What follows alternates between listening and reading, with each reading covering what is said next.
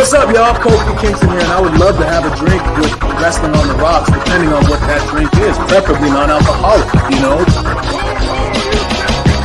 How's it going? I'm the Celtic Warrior, Sheamus. Wardlow here. Soda.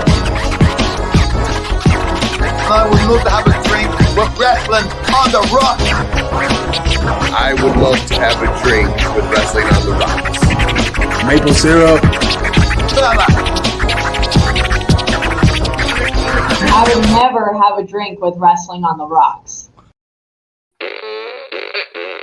Welcome to the dive bar of the IWC. Welcome to episode 1. Again. Thank you, Marv, for a lovely introduction. And with me today, I'm at Ref Marsh. I'm Ref Marsh. With me today, it's only episode 1, guys. Relax. Everybody just needs to calm down. Is my drinking buddies. Boom. We got Bishop. We got Crybaby Clump. Baby Cry Clump. What's going on, guys? What's up, dude? Yo. I haven't even started drinking, but you have or you haven't? I haven't, but I'm hard. You know, intros are hard, dude. People don't talk about that enough. Intros are tough. Very tough, especially when you haven't changed your intro in at least one episode, right? Yeah. Well, I mean, it's only episode 1, so we're still figuring it out. We'll get there. You know, episode 1 again, where every show is our first show because we can't get it right. That's just it. No, yeah. How's it going, Clump? What's up? How you doing? No, not too bad, man. How are you doing? Doing good. Doing good. Glad to see you guys both back. What are you smoking today? What's in your mouth? Today I got a Davidoff. Davidoff. Which one? It's a Yamasada or whatever. Yeah. Nice. Smooth. Davidoffs are smooth. Well, that's what's in Clump's mouth. Bishop, what are you drinking over there? What's in your cup? Just a little bit of Gatorade. I've been sick the last couple of days, so gotta hydrate. Gotta get those electrolytes. That's what plants crave. That's what. Yes. Idiocracy. Idiocracy. I get the reference. I understood that reference. Yeah. I'm having some John Bowman Virginia Straight Bourbon Whiskey on the Rocks.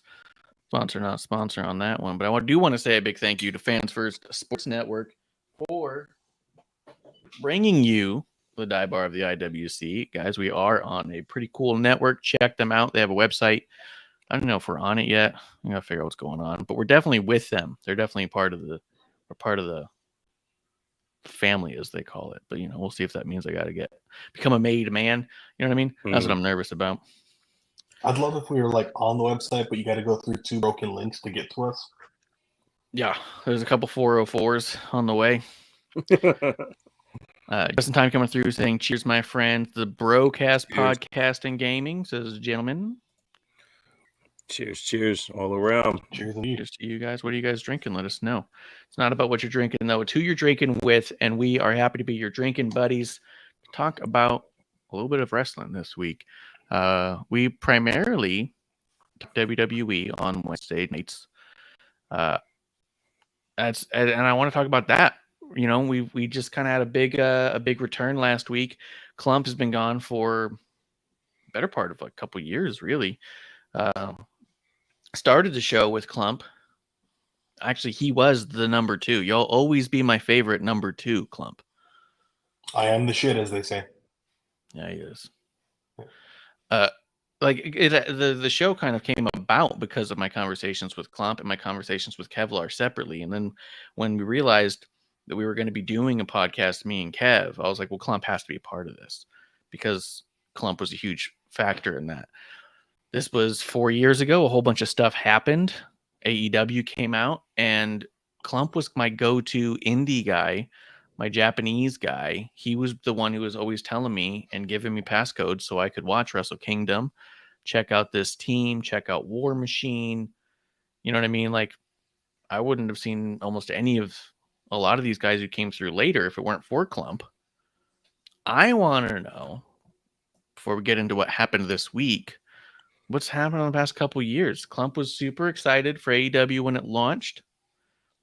It is documented in our episode 1 so that there was did not take long before the disenfranchisement started to kind of sink in a little bit. But when Klump reached out and said, dude, I got to get back on the show. I'm watching wrestling more than ever. I'm back. His second thing he said, but I'm not watching AEW at all. I don't want to have to talk about it. I want to come back for the WWE show. Because on Thursday nights, we have Thursday Night Chaser, where Miss Amanda Jane and Digi drink away the indies and AEW. A little bit of a monologue there, but I want to get from Klump a little banter here because there's some stuff going on. That's why we got Bishop. What was it about AEW, or was there any singular thing that you just kind of been like how did you fall off away from it? You were I bought you a replica AEW title before they made them. I got one from Pakistan. I got them a boot. I think so. In the 90s and mid 2000s, there was a promotion that aired on public access, I believe, in Minnesota, that literally was kids wrestling. And you can look it up. It was present. There's been like a Wrestling or With Regret video about it. And that's what AEW feels like. And I mean that in the worst way possible. It feels like a show booked by the passions of a fan, which should be awesome. Except it's like if you put your biggest NBA fan on the court to try and play, he probably ain't going to do anything against LeBron. And, or have him coach. Really is not going to do anything against Phil Jackson. You need to have some people who not just love the industry, love the weird mix of vaudeville and athletics and everything that wrestling is, but also understand how to create stories and how to book it. And I feel like what AEW is in some, or was initially, was a response to that. Yeah. And is now in a space where it's fighting its damnedest against any logic to be what it could be. Yeah, I feel like it's a love, but I feel like it's doing the fans a disservice in doing that, because it's not willing to upset them. It's not willing to push them. It's not willing to create good stories. I also got really tired of anyone you seem to be invested in being kind of kicked down, as any WWE prospect that left the company got hired instantly. and then got like a 15 minutes fame, and then also got kicked down because somebody else even higher up was there. Yeah, I mean, there was the obligatory title shot. Obligatory? That's the Yeah. one. Yeah. That is the word. Everybody who got released from WWE came in, got their main event world title shot that no one believed or bought into, but was evident that, quote, this is how they should be used, right? Like there was just everyone who ever left the WWE became this week's version of the misused, right? They should be in the world title picture, this world title picture. And then what we see is we see that kind of just thrown around to the point where you go, oh, it's not because they were that. It's just because you were trying to prove, it almost like proved the point the other way. Oh, you don't even see them that way. You did that as a shot, right? I think what's even more interesting is that I feel like it's become less of, I feel like it started as a love letter to the fans. These hyper fans, these hardcore fans that were really into very specific, like Miss Amanda Jane. She does not watch anything in the WWE because she likes the indie style of wrestling, which is what drew her to that stuff. Was like she wants to watch on TV what it's like to go to a VFW, right? Nothing wrong with that. That's a fandom, right? It's true. It's true. And this started off as like a love letter to the fans, and I think at some point it just became Tony Khan's like own personal diary. It's no longer a love letter to anybody. He's just talking to himself now. You know what I mean? But he's also allowing other people to write in his diary for the day. You know what I mean? He's just surrounded by his own fandom. So he has a hard time telling somebody like, I don't like where that's going, or I've got a bigger vision. It's always, well, you know best. It's weird. It's gotten a lot of, I don't know. I've seen a lot of people get really upset about how the Bucks have been used, about how Omega's been used. That those were like the guy. I mean, it's called All Elite, and they're barely even a presence or a force on their own show, for better or for worse, right? And I've never been a big fan on them myself, but I can understand where people who like them are upset by that. Yeah, you don't really see them as much, and then, I mean, it feels like Mad TV to SNL. Yeah.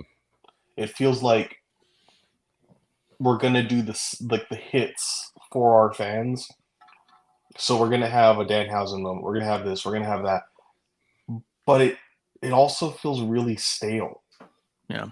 Because it feels predictable. And I'm saying this, in a predetermined fake sport world that we follow. It feels so easy to spot. Yeah. And I don't feel excited. I wasn't feeling excited. I wasn't feeling happy. I felt like I was watching like a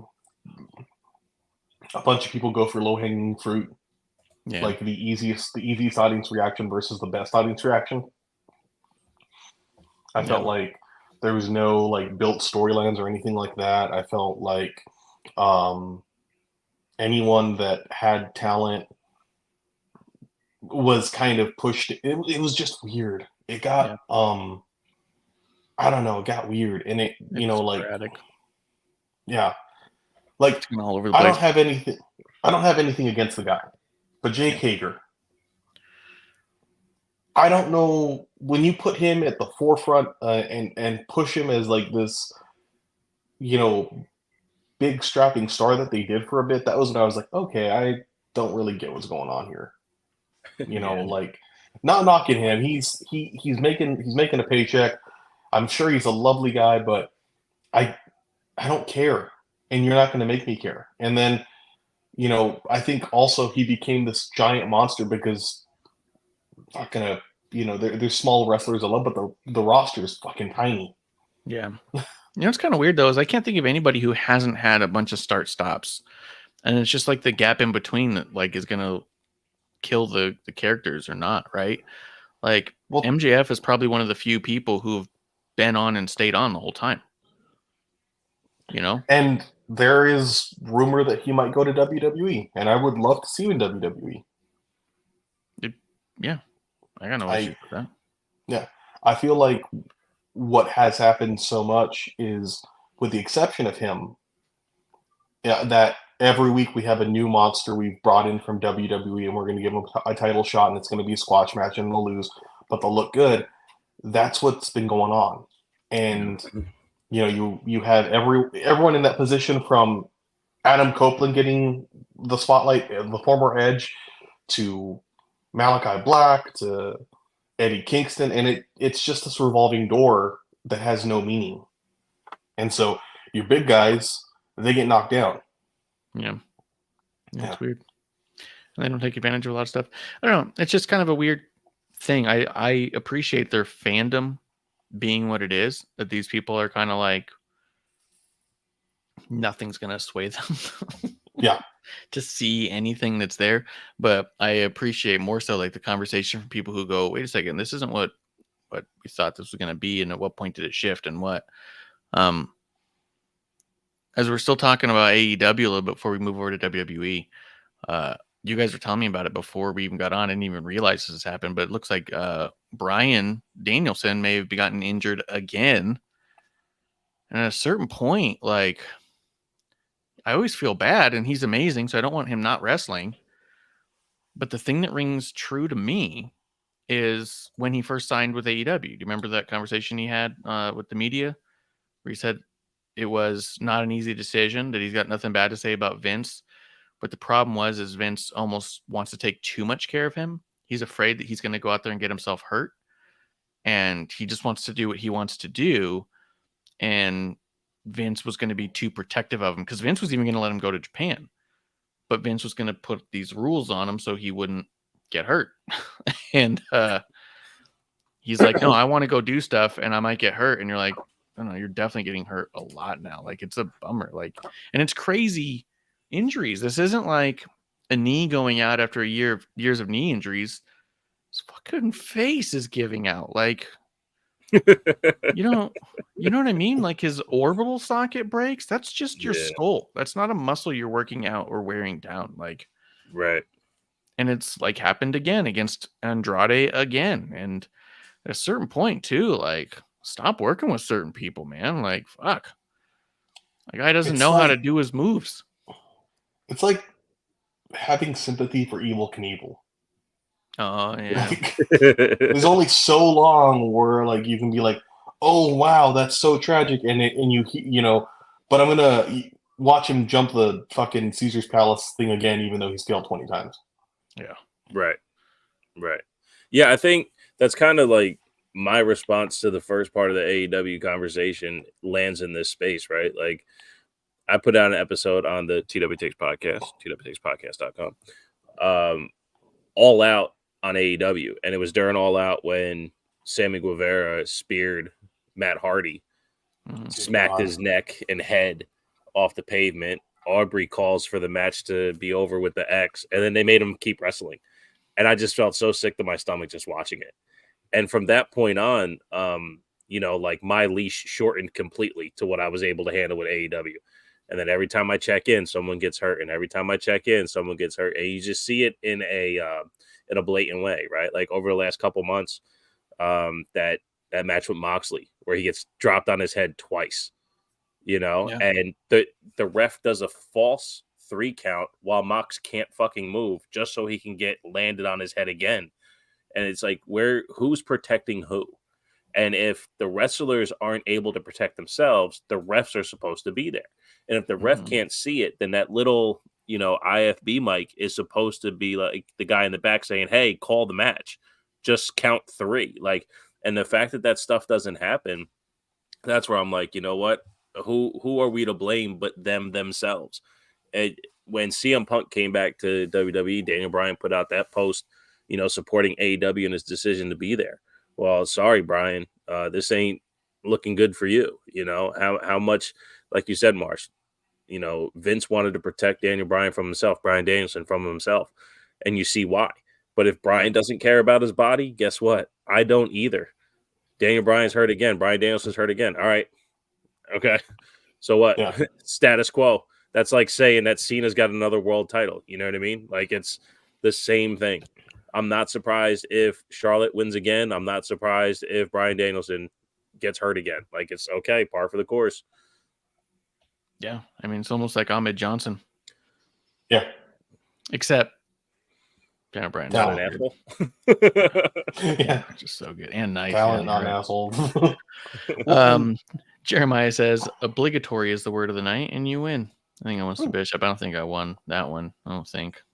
I don't know the You read it. rules. You read it really well. Yeah. You Well, did. that's all I need is visual stimulation to read. This is time to say if the string of injuries keep happening to Danielson, no way he makes it to Wrestle Kingdom for that rematch with Okada. Also, Okada broke his arm, if I remember correctly. I wonder too, like, just the general wrestling every week concept is like, yes, there's a certain toughness that gets built up by doing the bumps all the time, like Undertaker was talking about. When you do it once a year, it hurts worse. But there's also a getting to the big match. You know what I mean? And if Daniel Bryan keeps putting the big match that he has and the big dream matches at risk, what is he doing with these other little matches that are just going to be seen by 100,000 people? Not that that's nobody, but right, like that's not the match, right? Why is he having a match with Andrade again? If the last time he faced him, he was injured, and he's got this Okada match coming up, he wants to be ready for it. Maybe only be doing dream matches. I don't know, you know. Well, and even also, good. Just real quick. Even when Jericho fought Omega at Wrestle Kingdom, there was no fights beforehand. There was like 3 months of story building. So it's not like Brian can't do that. He's awesome at promo when he shows his emotions and everything. He's fantastic. So there's no reason for him to go out there and get his ass whooped just to try to feed whatever's demented in his soul. You know, like he's really fucked up that he wants to keep putting himself in that way. And if, to your point, and look, for me, there's 0 dream matches left. I don't care who else he wrestles left. So like, what is he building towards? What is he sacrificing for? Yeah. I can't think of any match that he hasn't had that I've been wanting to see. He's done them all. All the ones I thought about, he's done them. Yeah. So I don't know. There's got to be other ones, I'm sure. But there's also got to be ones for him, right? Because I've said that before about Daniel Bryan and some of these other guys that they'll have, especially the way with Tony's verbiage, that there's all these, quote, dream matches, but they're not dream matches in the way that the term had ever been used before, where before dream matches were Ric Flair versus Hogan because neither one had been in the same promotion ever, and both were the top guys of the industry in their promotion. So what would it be like if, you know, champion versus champion? What would that be like? That's a dream match because it'll never happen. You know what I mean? Then it finally does happen and it doesn't go great. But these dream matches aren't the fans dying for it. Outside of Daniel Bryan versus Xavier Jr., Daniel Bryan, Kenny Omega, I can't think of any other ones that were like outside of the fact that while he was in WWE, people said, wouldn't it be great to see those two wrestle? Those are the dream matches for the fans. The rest are Bryan's dream matches. I've always wanted to face that guy. You know what I mean? Like, I agree with that. And I think something that he does that also really ham-fists in here is like, yeah, he doesn't, like, as Bishop said, we don't really have story build-up. We have him being built up in matches. Well, you got to kind of protect your guys or protect yourself. And, you know, look at Roman. Roman doesn't wrestle a lot, but when he wrestles, it means something. And that's all through storytelling. That's all through everything else. I think, in a sense, it happens with a lot of people in AEW because they don't do, I don't feel like they do exposition. As WWE is the greatest, like, promo company in the world. They don't have exposition there. And for people like Daniel Bryan, that would go miles for him, is to give him some time to build things up so that he's not an every week act. He's special, you know? I also like to what Bishop said earlier about that match with Mox. One thing I wonder is there not an ability for them to call audibles because they don't have a depth of story where they can plot, you know, well, what happens if we call an audible and this guy loses but he was set to win? Do they not have enough depth or view of depth in their talent pool to make it work? Like, if somebody gets really hurt and you have to, like, have their book to win, but you really can't have them win, isn't there something else you can do? You know? I mean, I always go back to Owen versus Stone Cold. That was the match where if Stone Cold lost the match, he had to, like, what was it, eat dog food or I kiss think it his was the kiss asshole. my ass. I think it was the kiss my ass. The first stipulation for it. Yeah. Yeah, pucker against pucker kind of a deal. You know, Right. it was the original Kiss My Ass Club kind of a deal.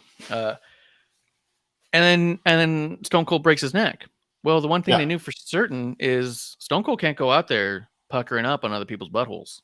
You know what I mean? Right. So how are we going to get out of it? And Stone Cold, says, I need a second. I need time. Tell Owen to milk it. And then he's like, hey, come do the shittiest roll up in the history of time and we're going to get out of it. Mm-hmm. It wasn't, hey, give me a second. Do your finish on me.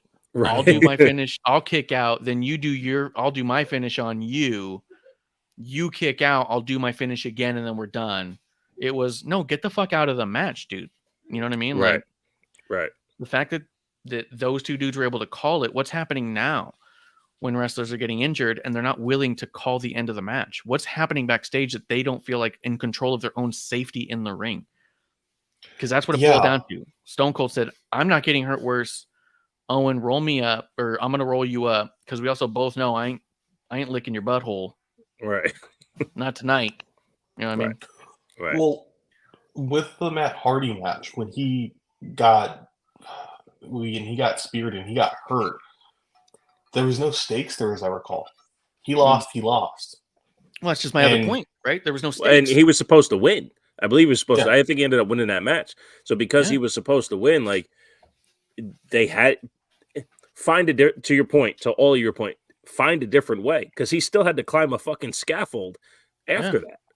I was like, what is going on? Like it's as if to your point, Clump, they don't have the depth of talent or the intelligence to put it all together. Because I can't even say they don't. I think at the time they had Dean Malenko backstage and Arn Anderson, and they got guys who know what the fuck is going on. But when it comes to pulling the trigger and pushing everything together, no one's willing to step on that toe, whoever's toe it is. The fact that Arn Anderson didn't turn Tony Khan upside down during that and say, you get these guys out of this fucking match right now, it just blows my mind. Right. And why didn't that happen? In ring? Like from Clump's point, and both, We'll let Clump say his own point instead of us stamping him like we are. But just not used to him being there. Yeah, but to Clump's point, there were stakes in the Austin one, and he still felt like he was in control of his safety. And in that match, here's people where it's a one-on-one match that means nothing to nobody, that has no repercussions at the other end, and they're still following through as much as they can for no reason. But go ahead, Clump. No, exactly. Like just, even if you wanted to be absolutely kind of gross about it, what would happen if Hardy lost there? You could build a story around it. They did that with Austin and Owen, but no, they have, for some reason, there isn't a pullback. I don't know if you guys saw the interview that Tully did recently. Yes, I was hoping you saw that. Yeah, he said that nobody's asking him or was asking him or Arn anything. Yeah, and that shocks me, because you're building a company and you have the person that made John Cena, the person who booked him to be who John Cena is, and bring WWE to some of the highest heights it can come with that. And you're not asking him a fucking thing. Yeah. You're not letting him run it at all. What is this? It does appear to be just a game of one man. We always heard about how the audience of WWE is one man. I hate to say this, but I feel like it's even worse with AEW. It's all Tony Khan. It's crazy. The son of the billionaire. It's more sandbox. It's more sandbox than it is TV show. Yeah, for sure. Let's go. I don't want to harp too much, but I like Jeremiah's comment. Does AEW have an word of tomorrow. Word of tomorrow. Inferiority complex in regards to the WWE, a lot like Canada does to the US. First off, don't you be besmirching the good goddamn name of Canada. I love Canada. I love Bret Hart. I got that Bret Hart booze too. Yeah. I'll show that next week. That was a disappointment. Not the booze. The experience. Definitely not the card. Yeah, it didn't come with what it was supposed to. And you know what? Fuck it. Bring it. Let me see it. Hand it over. Fuck it. We're doing it. We'll do it live. We'll fix it in post. Canada was dope. I had a good time. Canada's dope. Never had a bad time in Canada. There was a Bret Hart he had a partnership with this Romero bourbon, and they did a special box with it, and it said it was going to come with an original sketch, which apparently was just a box. On the box, the sketch, they go, that's an original drawing that we printed on this, but no, that's not what the word original means. You need to understand the words you use. I mean, Canada still speaks English, you know. Some of it. Half of it. Yeah. And then it was supposed to come with a trading card that was Bret Hart sketch turned into a trading card that I don't even think was signed. It wasn't even in the box. The plastic wrap that was over the thing fell off in shipping. The box is torn to shit. And it was like the bottom's already blown out. It was open from the bottom. And there was no card in it. So it was really disappointing. And they haven't really responded to any comments. We've seen a bunch of people commenting they had similar experiences, and they're not kind of listening, which is a bummer. But I'm going to try it at some point because I am excited to try it. But I was really disappointed by how that all played out. Lo and Hopefully behold, the it's a story's bottle not of moose piss. Moose piss for the win. I love moose piss, dude. Moose drool is a good beer too. I lived in Canada, or not, I didn't live in Canada. I lived in Alaska for a long time. You get used to moose nuggets and stuff. And I do think that there is some sort of inferiority issue that AEW, that Tony has specifically. Yeah. Because of the way that he talks and behaves. Good cop, bad cop coming through. It's been a long time from over the pond. Actually, I think this guy lives in Florida, right? It's across Virginia. the pond. It's across the Gulf in my mind. He says he loves in episode 1, which is true. He always has. And then Jeremiah says, I love Canada, but they do have an inferiority complex towards the U.S. I just got back from Toronto. It was a blast. People were great. I love it. And he said Moose Drool is Big Sky Brewing out of Missoula, Montana, close to where I grew up. Shit, I would have never guessed that. See? I would have. You would have guessed Missoula? Yeah. Fuck yeah. It's obvious. Yeah. You can tell by the label, dude. What rhymes with moose drool? Actually, that does rhyme. Eminem would make Goose that rhyme. stool. Ooh, goose stool does rhyme. Very good one. I like it. Let's move a little bit away from AEW, if you guys don't mind, unless there was something else in there you desperately want to talk about.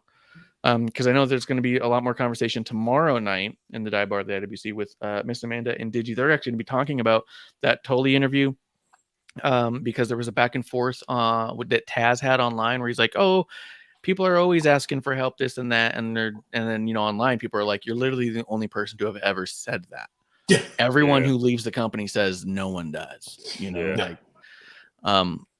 So it's just also, what does that mean? And then Taz brought a bunch of good points about what does success look like to you, look like to a younger person. I agree with Clump though. If I got Arn Anderson there, I'm gonna ask him whether or not I go, fuck that old man, I don't think that's gonna work for me. You still gotta ask, right? Yeah. You always have to take your own spin and your own interpretation and what feels right for you. That doesn't mean you have to pretend that other people haven't existed for the past 50 years in the industry that you're just trying to figure out for the first time, Yeah. And what do you get out of not asking? I think that's the bigger thing there, right? Yes. Yeah. Exactly. Well, let's do this. Let's pour another drink. Cheers. And say cheers to Fans First Sports Network for keeping our lights on a little bit longer. And I wanted to, let's start with his question from Jeremiah. He says, question for the show. Did you see Ric Flair? And I believe it was, he says if fighter, but it was UFC fighter, wasn't it? Yeah. Yeah. Michael Chandler get into a shoot in a bar. It was weird. I almost thought it was a story, but it was not. I did see that clip and I've watched it a couple of times. I don't know what the fuck happened. Obviously you see what happens, but I can't tell if it actually is a shoot or not, because a lot of people are really insistent that this is Ric Flair putting this guy over for some reason. I'm also big into storylines that have payoffs. I'm not going to see Ric Flair in the UFC. I'm not going to see this dude in a wrestling ring against Ric Flair. There's no actual payoff for me, although I love seeing Ric Flair throw a punch and get slapped and then speared and make that weird ugh. Yeah. That's not gimmick. That's the sound of a colostomy bag being ripped. That was a colostomy failure, yeah.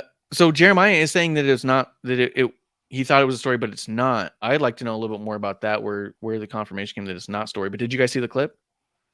I saw some of it. I watched it with the sound off for a little bit, and it looked like Michael Chandler his posture was basically, "I'm sorry to offend you. I didn't mean to say what I said," or some shit like that. Like, but just looking at the two of them, I had zero desire to listen to what they were saying and actually pay attention to it. They were just talking shit. Here it goes. Well, you know what?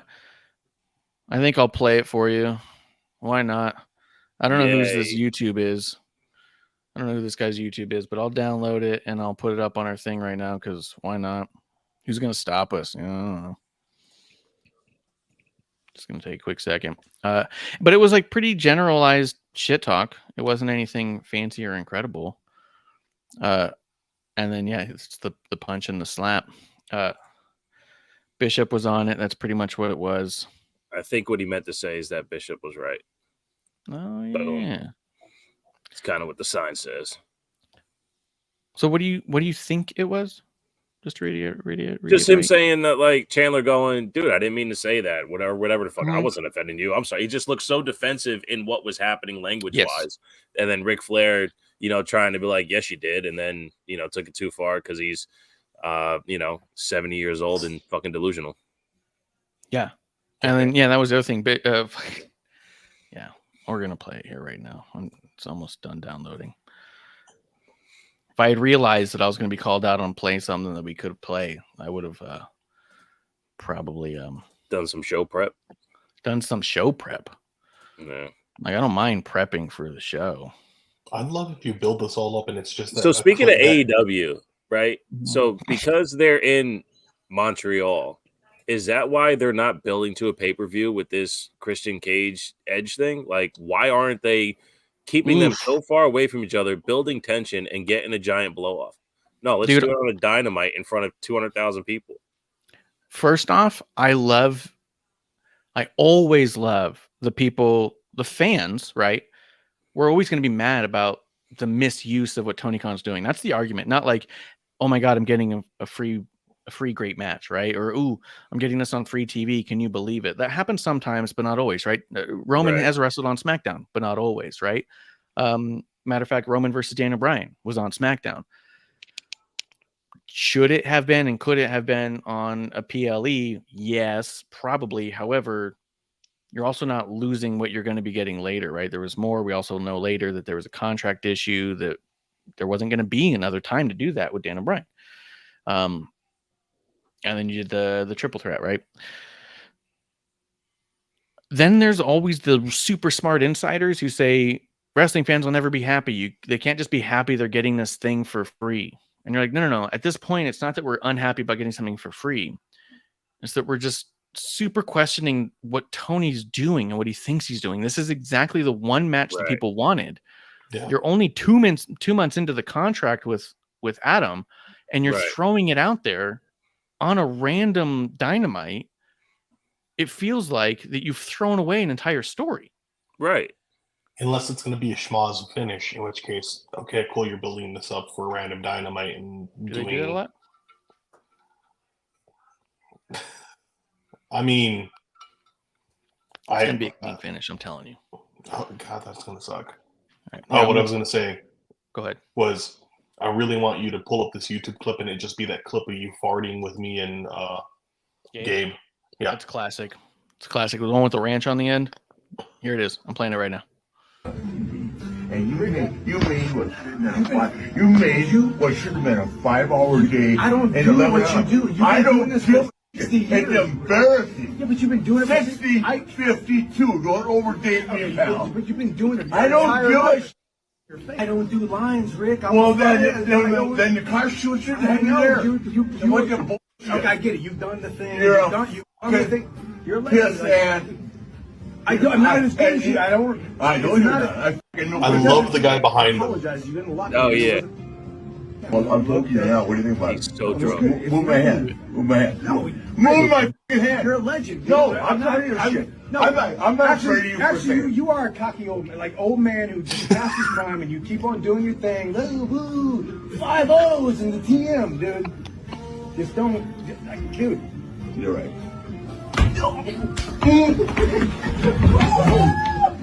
Conor. That was UFC. Fight 360 is their YouTube. I don't know who they are, but I'm sure they don't own the rights to that video, so I don't feel bad. Yeah, about that definitely was Rick trying to throw a punch that Right. was like he was throwing a punch to show you I'm not gonna not fuck around, but Chandler slapping him was definitely I can't hit this guy for real. And then in my opinion, he took him down so the shit fucking ended because there was no other way it was gonna end. Yeah. Yeah, I think I all love that too. was He even real. said, he goes, "Man, I could kill you." Right. And he's not saying that like I want to kill you. It's like I could accidentally kill you. So was he doing a Car Shield commercial? Is that what that was about? Because I thought I heard Ric Flair say that the Car Shield shouldn't have been there or something because they were talking about Chandler not elongating a promo is what it sounded like. Yeah. Or it should have been a 5-hour shoot and it went super long. Jesus Christ! So that's what it was. It was over a fucking Car Shield promo. I think Jesus so, dude. Christ, man. Ric Flair needs to go away. I said that shit 5 years ago.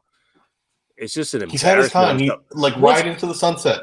Once you beat death, like I get it. Okay, maybe I'm off a little bit, right? Once you beat death, you can do one of two things, right? You can go, oh my God, fuck yeah, I'm not gonna push any buttons. I'm just gonna be thankful for everything. Or you could ride it till the fucking wheels fall off.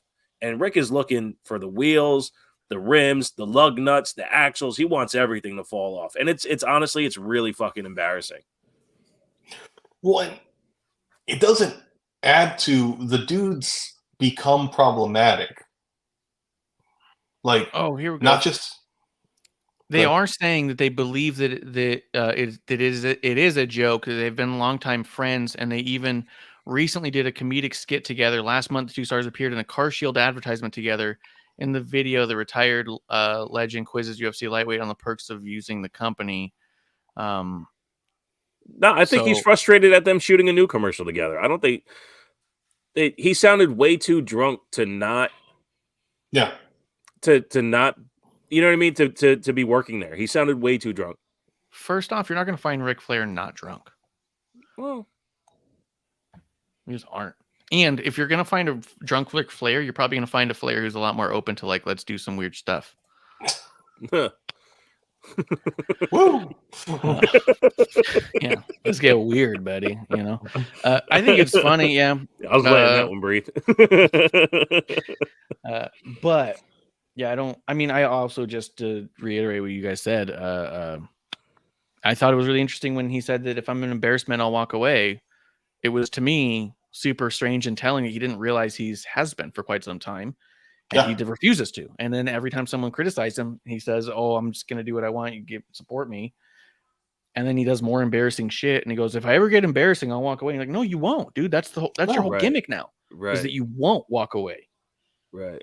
You are an embarrassment that's refusing to walk away. Yeah. He's bad, man. What I was going to say is the dudes, when he appears on AEW, it's weird because you know why he's not been on WWE, and it's not so much that he's gone to AEW. The dude's problematic. The dude's got some questionable behavior in the past, and big companies like, we're not going to touch this. So I think beyond being problematic, you're bringing nothing to the table. Yeah, Triple H loves him. Absolutely loves him. But he's not bringing anything. That says a lot. Yeah. No. Jeremiah says you can find Ric Flair in a bar in Tampa drinking right now. It's probably true. It's probably true. Unless he's on Dynamite right now. Dynamite, I think, is happening live right now, and he could be drinking back there. I do think that Tony Khan clearly listens to my podcast because he went on an interview after last week. We said on the Thursday night show, I said straight out, I believe that Tony Khan is paying Ric Flair and the energy drink. Like 3 days ago, he went on some radio show and did an interview, and he said, "Hey, just for the record, we don't pay Ric Flair. Ric Flair's paying us." I was like, "No one brought that up but me, dude. What's with you?" Oh, for like a sponsorship? Yeah. Yeah. The Woo Juice. The Woo Juice. And I think also, the Woo Juice ties into Flair being there. His presence is part of the woo juice. So, but either way, Yeah. dude, I'm not sucking on his juice. Never mind. Get the What's do the up? sucking before the juice. I mean, it's kind of you gotta suck to get the juices. You don't suck on the juice. It's the order of things. Yeah, you can swallow or spit. That's up to you. Yeah. Was there a Ric Flair woo juice now served on a black leather couch. woo juice? You know what?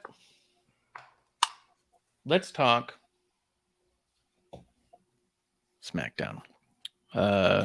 Big cheers to Fans First Sports Network as we get into SmackDown and what happened here. Bianca Belair started the show. Overall, though, I mean, we don't have to go segment by segment. As we get into it, I'm loving the damage control stuff in general. I think Bayley's hit a new gear.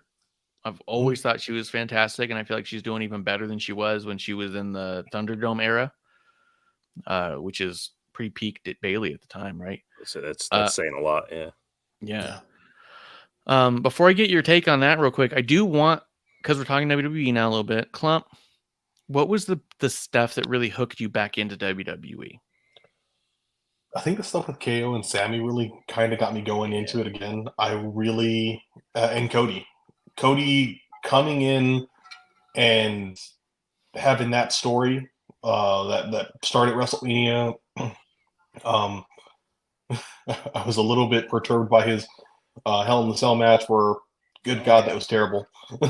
But seeing him come back and then seeing the people around him, I watched at WrestleMania, and everything I watched on WrestleMania made me so happy. And then I've just been kind of slowly getting back into it.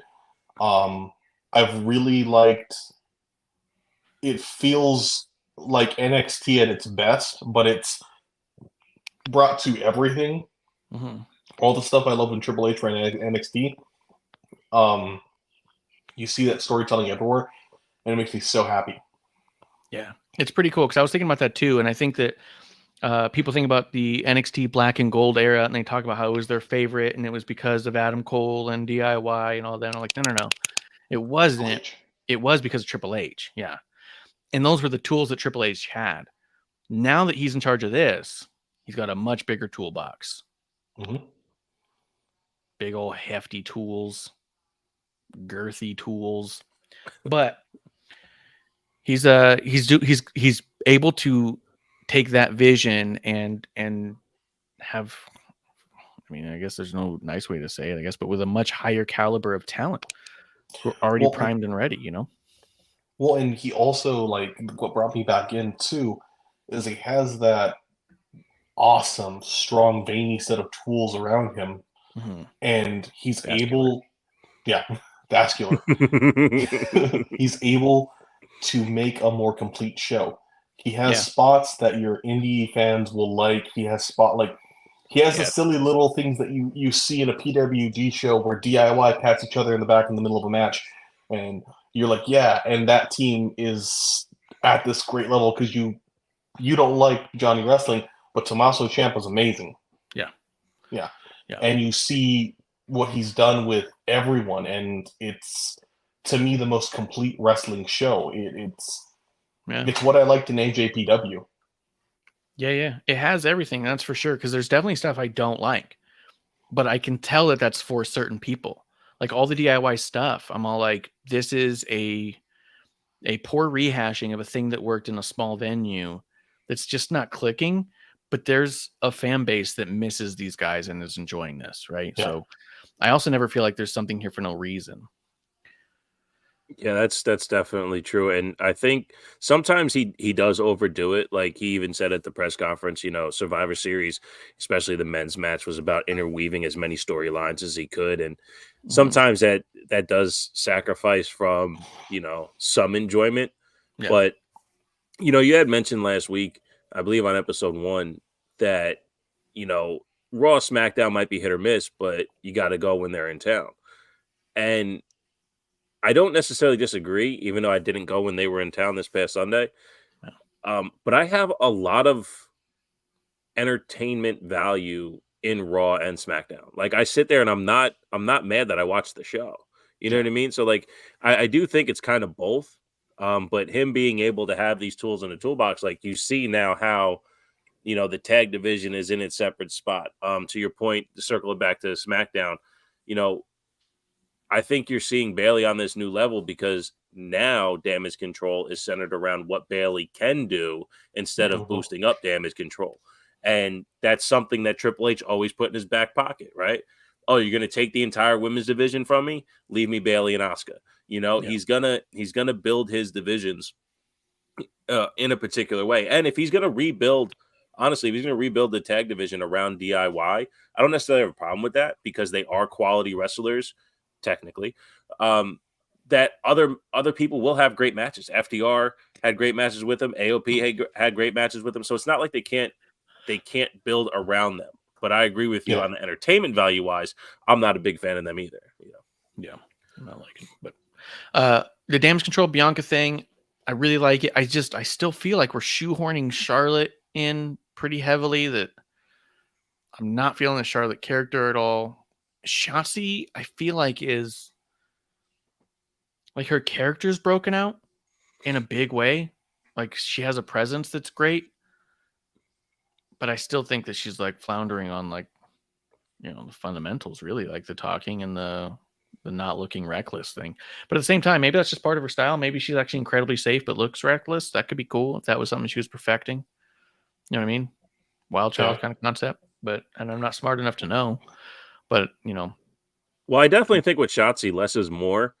And this version of her, to your point, is the most palatable. Like there's less to complain about, if you will. Which is always good because that's technically improvement if there's less to complain about, Yeah, that's true. And I love the hair. She just owns every bit of her character. She's always done that. She's always owned 100% of her character, and I absolutely love that about her. Yeah. Can I get your guys' opinions on? Because we had Butch versus Bobby Lashley, which was a pretty cool match to watch. I don't know if Ridge is hurt or what they had him walk out for. Like, I don't understand. Are we breaking Butch away to where he's going to be Pete Dunne? Is that what we're really doing here? Or are we breaking Ridge away so Sheamus can come back and partner with Butch? Like, I just don't know what we're doing. You think so? I think it's the latter. I think Butch is a fantastic wrestler in the ring. I think he still needs Sheamus to round him out. Yeah. I think maybe they're trying to have him stand on his feet for a bit before Sheamus comes out. So maybe they're more, let him kind of stand up. My big takeaway from that is when are they going to acknowledge that Bobby and the Street Profits aren't heels? The Street Profits, I think, are heels. Bobby Lashley's definitely not. I mean, people love Bobby Lashley. The crowd loves all of them. Like it's weird to me how they're booking. Marsh, your bias is showing. Sorry. Yeah. Go ahead, Clump. Yeah, they're baby faces all day long, and they need to acknowledge it. Like you can try and make them bad guys all you want, but basically, what they're to me is. I forget the stable. What was the stable that Bobby Lashley was in with MVP and Cedric Alexander? Yeah. The Hurt Business. The Hurt Business was great as heels, but these guys, they're just too over. They can't be the Hurt Business. They're like the Nation of Domination. It's not going to work as bad guys. They're just too good. Well, I think one thing that's lacking, and Marsh and I have talked about this a few times on episode 1, and I think on episode 1 as well, that the Street Profits' biggest problem is that they don't step outside of their character. They stay their character. Angelo Dawkins can't turn it off. All his mannerisms and actualities, like all this stuff, if he didn't do that and presented himself more domineering, but they can't. They got to come out. They got to joke. They got to laugh. And all they are now is Street Profits with suits on. And that's why they still appeal as baby faces. But if they change the demeanor of who they are, they can come off as heels, which I think is the point of this particular team up. You don't need the Street Profits to join Bobby Lashley just to become more Street Profit-y. That just doesn't make sense. It doesn't help anybody. So the fact that the Street Profits are still coming out doing the same mannerisms, I actually find that as a weakness as opposed to needing to acknowledge them as babyface. Yeah. I think that's kind of where I land on it is that I don't think the company needs to acknowledge them as baby faces. I think they need to stop fucking around and be heels, because they're coming off to me as clowns. You know what I mean? Like, even Montez's stupid lip curl is a childish way to go about, I'm a bad guy now. You can tell because my lip is up and I snarl. That's what bad guys do. And you're like, what the fuck are you talking about? Like, it's clownish. And yeah, the crowd doesn't forget that they're goofy and silly clowns that make them laugh. And so until they do that, they won't be heels. And so I think that, I don't know that it's that they're miscast versus that they're just not putting themselves in it at all. You know, like, I don't think you can say that the Maximum Male Models was a massive success, but you can't take away from the fact that the guys who were in it put themselves into that character, and they were nowhere near Retribution. They were nowhere near Mansoor from Saudi Arabia. Like, they gave it everything. And there's a lot of respect I have for those guys for doing it. I'm not seeing these guys give it their all. And I know they can, you know? Yeah. Santos versus Joaquin, I fucking loved, dude. Well, apparently, that was Joaquin Wilde's first one-on-one match in years, like since Phantasma came together. Yeah, it's crazy. Santos, awesome. It was so good. Like that, and it speaks to just how much of a talent Santos is. Like, and Joaquin too, but like, these are Santos to me is the next, like, the dude's got a rocket strapped to him. Yeah, he's incredible, dude. He's awesome. Yeah, dude, his promos have been killer too. And I've met him a couple times and he couldn't be nicer. Like, he plays such a good asshole, dude. The way he was all like, I hope your surgery didn't go well. And you get an infection. Yeah. It was so good because that was also like being an asshole without like going too far. Like, a lot of these, like, especially like indie type people will be like, I hope you die. Or I'll murder you. I'm going to break your back. I'm going to send you out in a body bag. And that's all like, ooh, cool. You're not going to do any of that. Right? That's actually not going to happen. Yeah. I mean, it's one of the issues I have with a lot of Moxley's promos. As much as I like the guy and think he's a really good talker, he does always go back to, and I'm going to drink your blood and break your bones. But then you don't do that. Yeah. And then now we have Hangman Page who did that.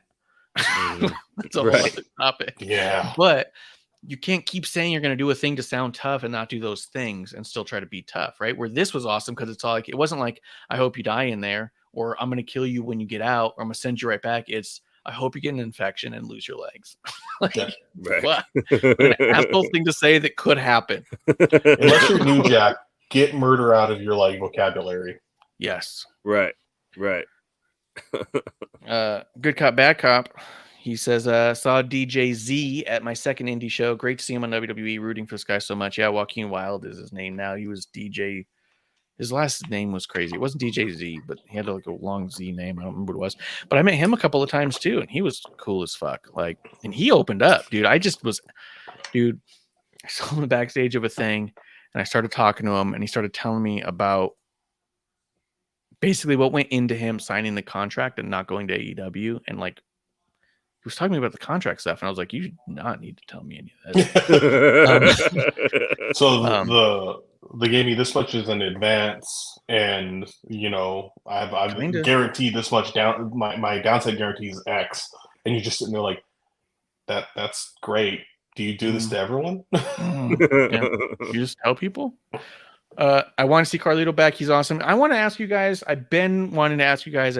I said it out loud when I saw this bullshit go down. Adam Pearce and Nick Aldis try so hard to put themselves over. Mm-hmm. And they are, with all due respect, boring indie NWA champions who they were great in the ring. Neither one of them can get themselves over. Yeah. Right? That's why they were where they were for so long. Maybe they weren't given the opportunities. I don't know. And I really do think both those guys are great in certain regards. But now you're a GM on a show where your job's to put over the rest of the talent. And I fucking hated when Adam Pearce screamed War Games. That whole thing, ripping the glasses off and shaking his head. You want to play games? Like, who the fuck are you, dude? Like, what are you doing? This whole back and forth with Adam Pearce and Nick Aldis. I feel like they're trying so hard to prove that they can still go or something, that this is their big shot at getting a title. Like, I feel like they're putting so much of their pro wrestler into these that I feel like it takes away from the GM that is these things, to the point where I'm all like, they're trying to overshadow the talent in the room. Especially with all this, I feel like what happened is he signed with WWE and then found out he was going to be a character. He was going to be a character, not a performer. Mm-hmm. And truthfully, like, Nick Aldis in the ring is one thing. Nick Aldis on the mic was not ever what, like, he had the look and he did good in the ring, but he was never the promo guy. No, and his promos were fine, but they weren't, you know what I mean? fantastic. They weren't excitable. Yeah, you didn't share them. You know what I mean? The best promo he ever did was never aired. Like, I was there live when he was recording his thing with actually he was in the middle of the story with Marty Scurll, and they had like a sit down interview with Sean Mooney. That was the best I ever saw Nick talk. I thought it was incredible. I was like, man, wait till people see this. And then it never aired. For a lot of reasons. A bunch of stuff happened, COVID included, and all that stuff. So it never aired. And in my mind, that was the one thing where I was going to tell people, you got to watch this. That's the only thing I've seen Nick Aldis do that I felt like you got to watch. And then no one literally got to watch it. So it was interesting. But yeah, I'm getting super annoyed by Adam Pearce and Nick Aldis's attempts to get over, I suppose. Bishop, have you been feeling anything from them? No, I think Nick Aldis is a charisma vacuum. I mean, I said that as soon as he came out. He lacks something that a lot of foreign talent do, is they lack the ability to inflect on, even though he speaks English verbiage. Like, there's a way Americans speak that brings you up and down with how they talk. I think like Dragunov, he's Russian, right? He's a master at it. But even Gunther in a promo, he'll soliloquy, but he won't get out of his register, right? So he tends to like drone. But I think Aldis does that, and because he drones, it's not captivating. So I have a big problem with Aldis. I actually like the Adam Pearce War Games, but I didn't like how he set it up. He said war too many times. He said game too many times. So, but when you're saying, like, I feel like they're overshadowing the talent, I wouldn't necessarily disagree, but I also think it might be their direction. I think they have to come off as, hey, I need you guys to go out there and show that you're imposing forces. You know what I mean? Not that I want you to upstage the town here, or you have free reign to do this. I don't think that at all. I think they have to go out there and show that they're worth their weight in whatever WWE wants them to be.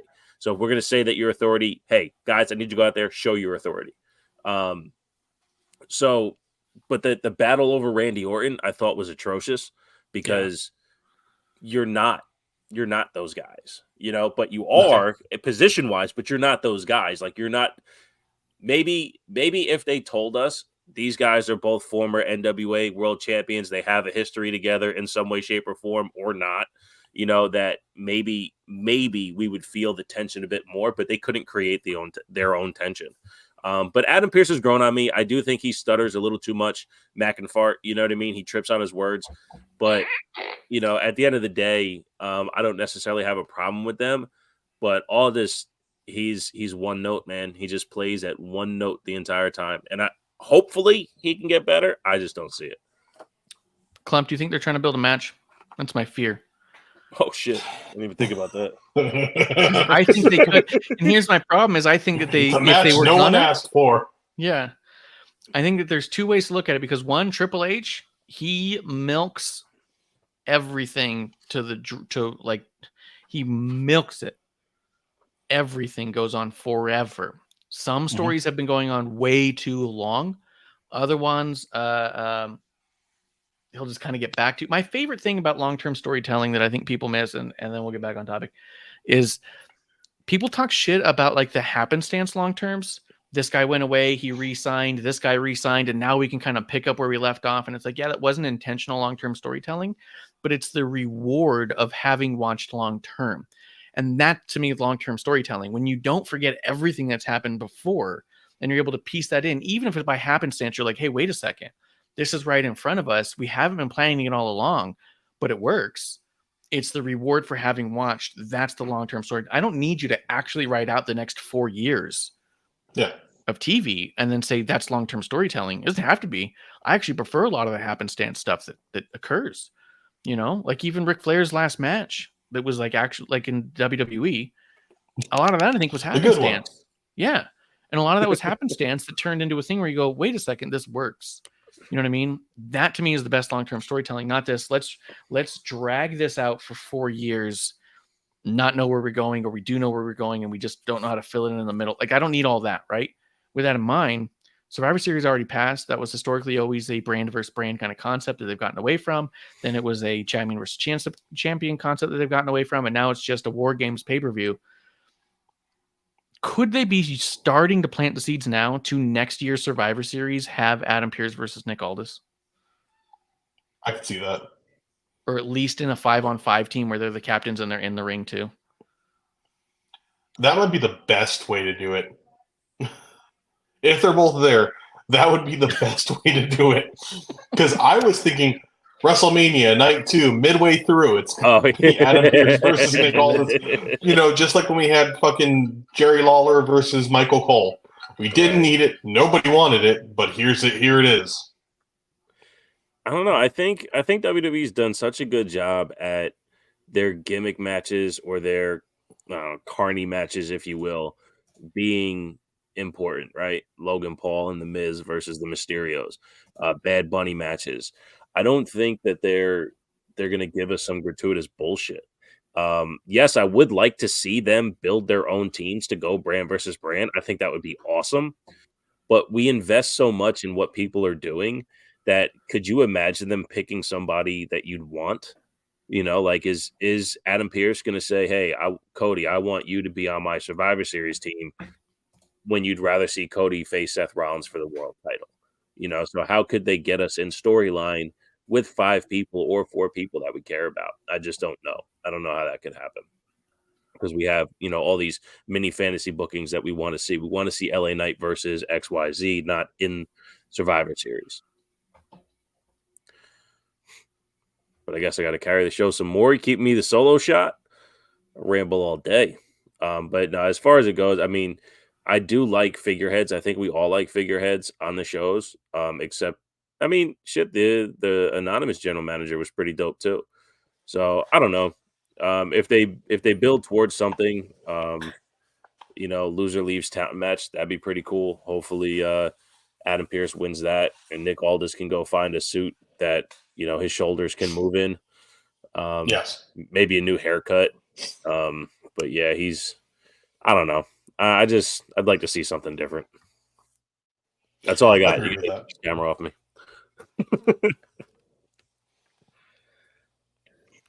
I think Marsh and I both disappeared. I was going to say, this is usually, so he put the solo on me with something that I've already talked about, and then I have to carry it until he gets back. But no, I've never seen anything of Aldis. I've heard his interviews. He did a great interview on my buddy's podcast, the Chaos Theory podcast, which no longer exists, but it was a fantastic interview. You know, he's got a mind for the business and an idea on where he wanted NWA to be, and they brought it to a certain point. COVID killed everything. I mean, that's something that, you know, Marsha said for a while, that had COVID not happened, NWA would probably still be, you know, probably ahead of Impact on how palatable they were and how well they were performing, you know. I think COVID hurt it. I think Corgan killed it. You think so? I think just like AEW or NWA became Corgan's, like, he owned it, became his baby. His singular vision.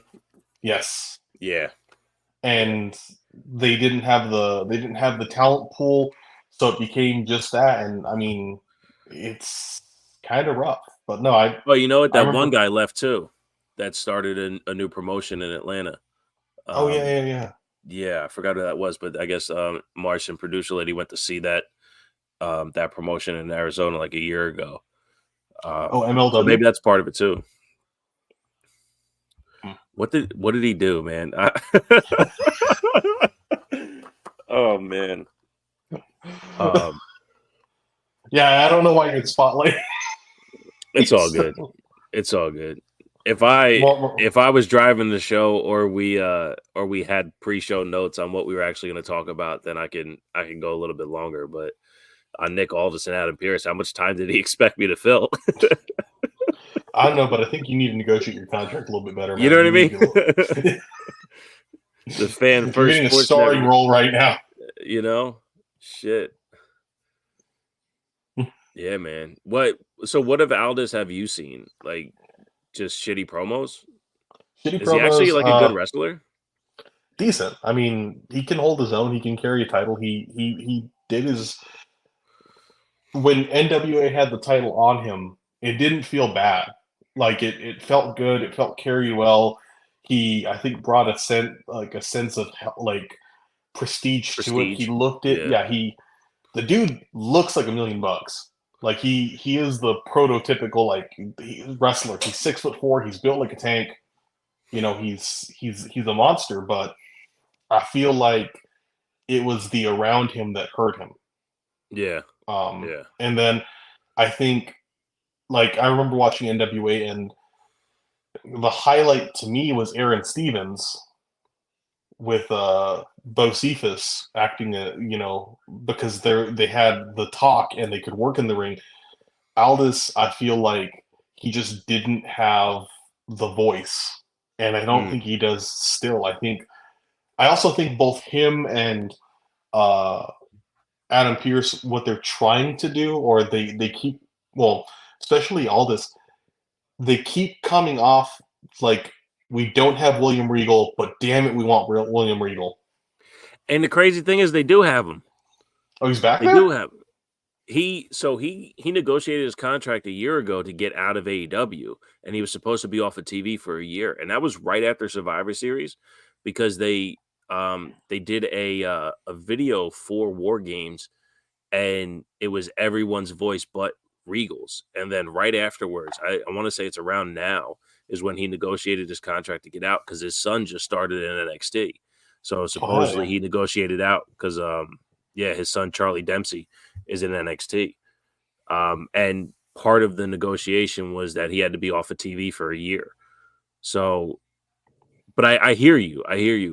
It'd be interesting and that's why, honestly, that's why I thought Aldis coming over for a GM role was a little shocking, because I knew the Regal thing was coming up. I actually don't know if he's signed with WWE, but I know he's not allowed to be on TV for a year. Yeah, they're probably. And it's funny to hear that part. Wasn't a big thing with AEW. Like they had big criticisms of the WWE contract system. Yeah, and that's what they do, is they like have a non-compete clause for him like that. That's Yeah, it's hysterical, because mostly with the fan base, the fan base are the ones who go, oh, how can WWE, do a 90-day non-compete? And then Marshall always brings it up, like, they're also paid for the 90 days. Like, it's not 90 days, you can't work, you can't make money, we're not going to pay you. It's like, no, 90 days to sit at home, and then you get paid, and then go get paid somewhere else. Yeah, this thing with, I don't know if I'm sure he got paid as well. We'll pay you out for a year, just can't be on TV. But yeah, that definitely came up a year ago for sure. Oh yeah, no, and I do hope he does go back, because he such an eye for talent, such a good voice. Always Regal was perfect, and that's another name too. When he was in AEW, people not taking his advice. Mm-hmm. Another guy who basically groomed everyone who was in AEW at the time. He was the one before Shawn Michaels to give all these guys notes that Triple H couldn't translate, because he's producing or whatever. He's the one, helping groom all of Undisputed Era to be more palatable on TV. And they put Aleister Black, all that. Well, I feel like from the outset, like they put him, the only person they put him with that could have been helped, but Moxley needs help, but that I think needed him when they put him in AEW was Wheeler Yuta. But they put him with all these old pros, and they're all great. I think every one of them right now would be in such a better spot in WWE than they are in AEW. Moxley included. Sure. Yeah. Like I think Cesaro, you know, I don't know if he'd have as many titles as I wanted him to have, but the dude would be putting on amazing matches and would have great stories. Well, he went out on top too. Like he was, he went out wrestling Roman, and he got his spotlight to show what he can do, and he needed Daniel Bryan to carry him on the microphone. But how is he not one of the best tag team wrestlers of all time? Yeah, What he the did, bar. the bar, what he did with Nakamura, he's him and Tyson Kidd, the bar, but the bar was incredible. That was something that should have never happened. That turned out to be amazing. Yeah, the bar was easily one of my favorite teams in wrestling of all time. And I still regularly, when I want to smile, I'll go and watch the bar three-way match with the New Day and Gallows and Anderson, where Cesaro just goes through everyone like that. Yeah, that sequence. I just go through this is the best sequence ever. yeah, it's incredible. So. That's the other thing too, right? Him, Christian, Edge. I mean, they're in their 40s as well. But when you look at the roster that WWE has, how many more 40-year-olds do they need, right? I mean, but yeah, I hear you. I think all those young guys, even Swerve, like his match with Hangman, grossed me out. Did you see that? The blood spot. Yeah, it was too much. It was gratuitous. Yeah, for sure. And it all happened at the beginning of the match. Like it's within the first 15 minutes or first 2 minutes, Hangman is handcuffed or duct taped, and he's getting his ass beat. And then within the next, 4 minutes, he's drinking Swerve's blood. They built nothing. It was like, let's just beat each other up and get bloody. And when you look at that and you see the fanfare behind it, okay, over, right? Let's use the term over. Yeah, he's over with that crowd, but like, is he putting in like this quality storytelling? Like they I was perusing Twitter while we were recording and saw that him and Mox stood side by side and somebody tweeted, "Oh, this feels so big already." And I'm like, why? Because they're both willing to like barely, reach death before giving up. It felt like that match felt to me beneath both of them. Hangman and Swerve.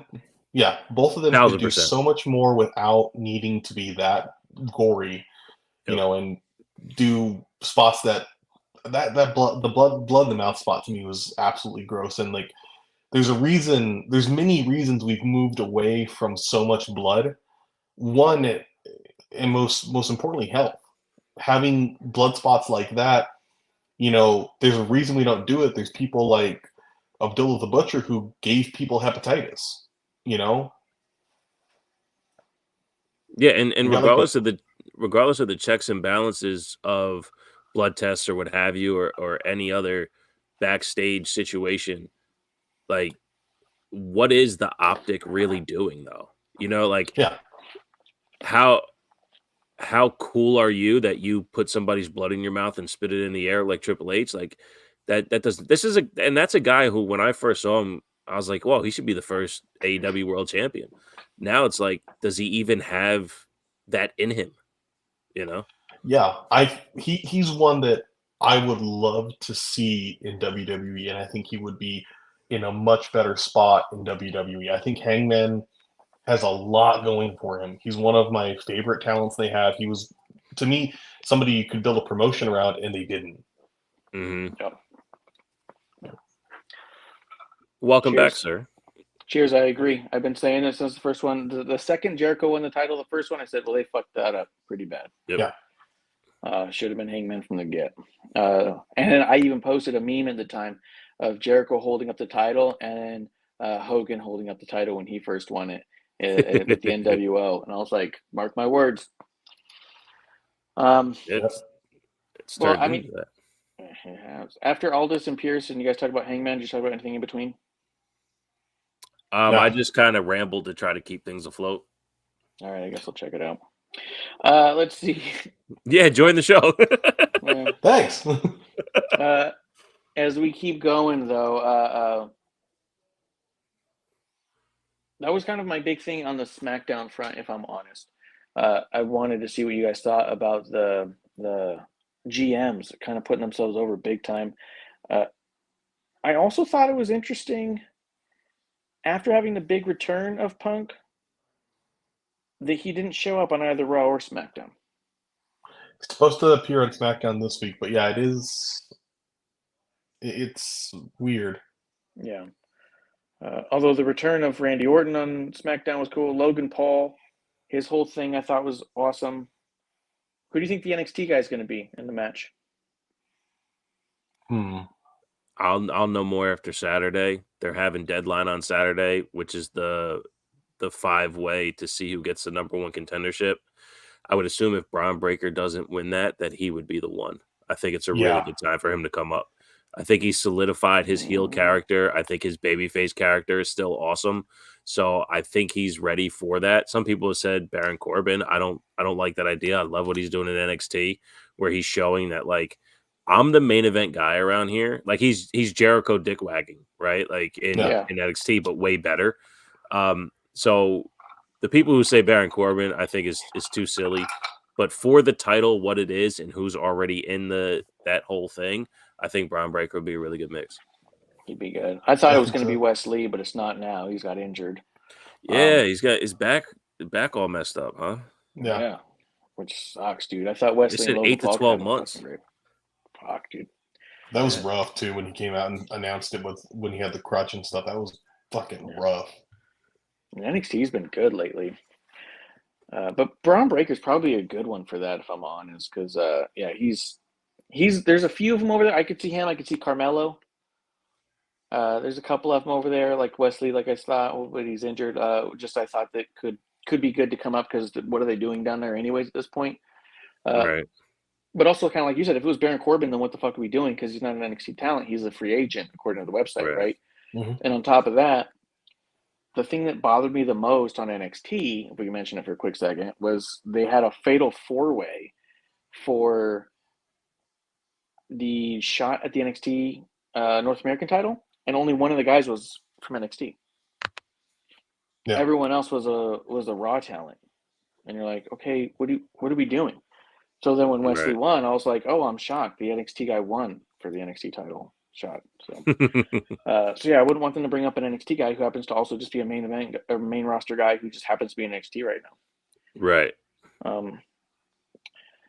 Before we talk about the very last spot of it, the Bianca versus Kairi Sane match, was that weird to you guys? Yeah. It's odd storytelling. I think Kairi coming in and like booking her to lose is kind of funky.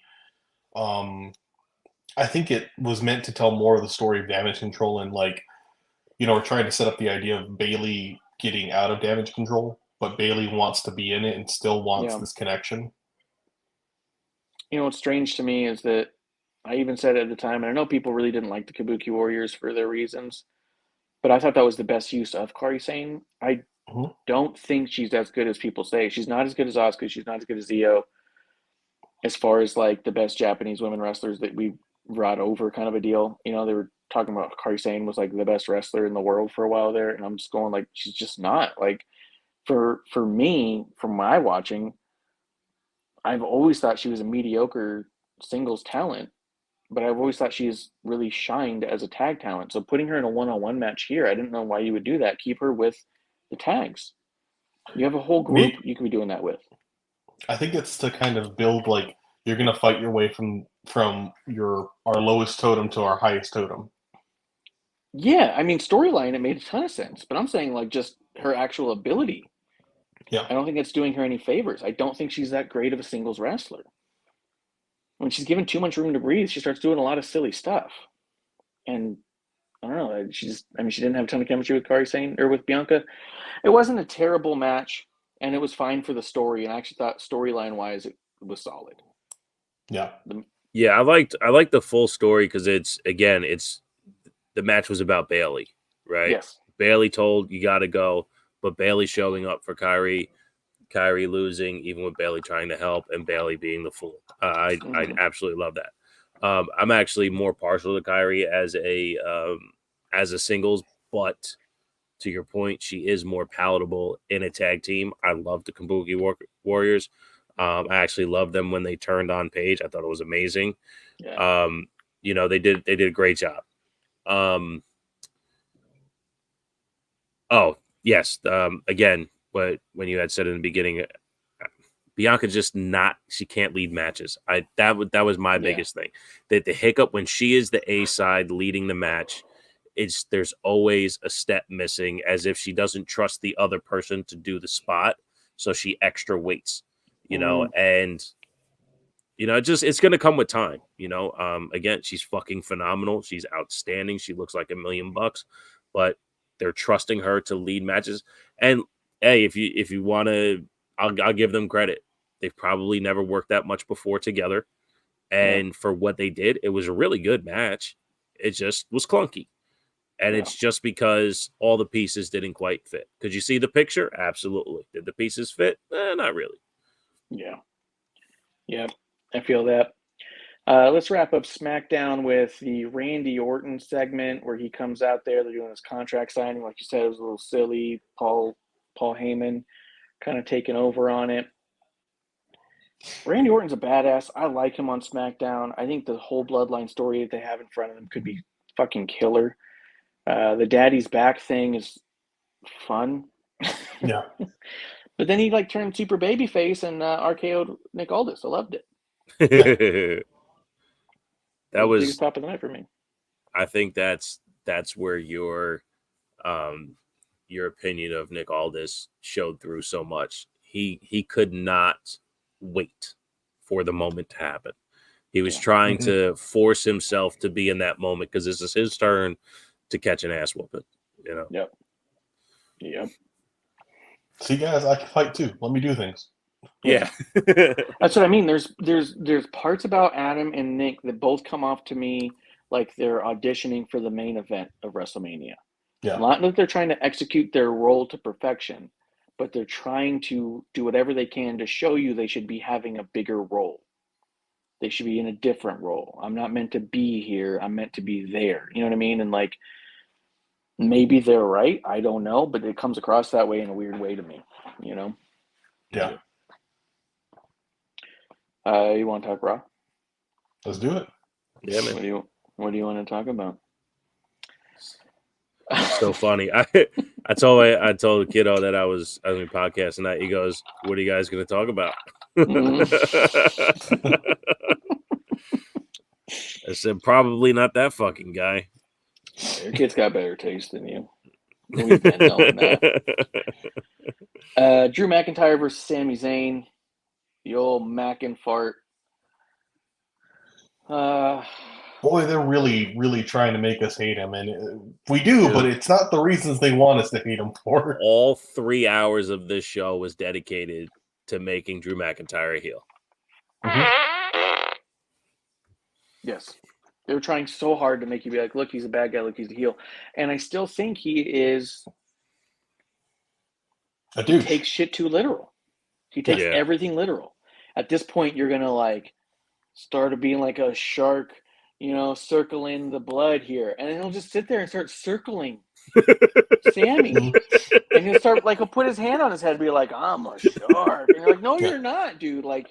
It's metaphor. You know what I mean? He does everything so literal that he comes off corny. Well, it's like you're a warrior, take the sword. So he's going to wave that shit around in the ring. Right. Yeah. Right. Yeah. Yeah. It's crazy, dude. I think I saw that Kevin Owens got injured. So he's out for a little bit. And them writing out Sami Zayn like this made me really question what's going on. But they've got to be. Sammy's going to be gone for a few months, right? There's no way you do that to him backstage and have him back next week. I think he's going to come back at the Rumble. I guess it is only a month. Yeah, he should come back in the Rumble and knock Drew right out of it. I would love that. The other thing I've heard about is, are they going to put the world title, the heavyweight title, on Drew? Which I really don't want. It's going to be the crickets. I mean, again, like the character awareness or lack thereof that Drew has, like Yeah. he comes out and he's smacking fans' hands because he's a cocky asshole, you know. And then even when he goes to do the Claymore and he does the 3, 2, 1, like you cannot be a heel and have positive crowd reaction. You can't garner cheers when you're a heel. You should put up the 3 and then put your hand down and go no, no, no, and then kick his fucking face off. But he can't do that. When you're a heel, you don't slap hands no matter what. Like you have to be heel in order to come back from that. You know, one of the ones that I was thinking about the other day, the Usos, when before they came out to their old Haka music, and then they kicked the New Day in the knees and they beat the shit out of them, and then they came back with the penitentiary stuff and they built to being hated, absolutely fucking hated. And then by the time the New Day feud was done, there was a hug in the middle of the ring and they were exploded over the top baby faces because they did it without trying to pull us in. They did it by being assholes. And Drew cannot stop trying to be loved no matter what. Yeah. And it's just a complete lack of awareness.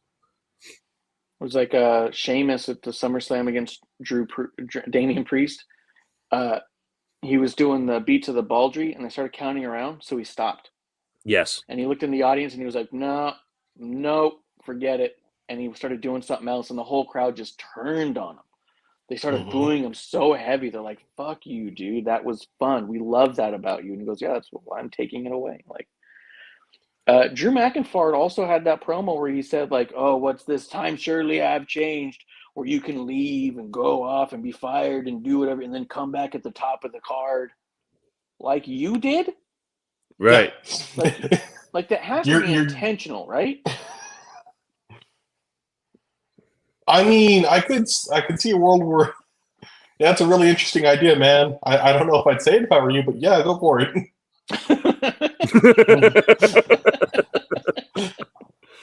That's a great promo. Not from you, but that's a great idea. Yeah. You sure about that line in there? You sure you want to do it? Yeah, definitely. Right. And then they get the CM Punk chance. I could be talking about anyone. I could be talking about myself. Yeah.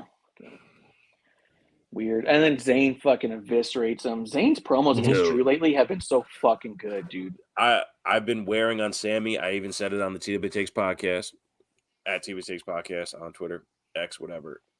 Sami Zayn has been like overemphasizing how much he is fighting for what he believes in. It's like, dude, we agree with you, man. Just go fight and do it now, right? Like, You're trying too much. You're trying to. But when he came face to face with Drew and absolutely put him in his fucking place, I was like, oh my god, Sammy just did it again. Sammy did Sammy shit right here. And I was like, whoa, Drew's in a bad place.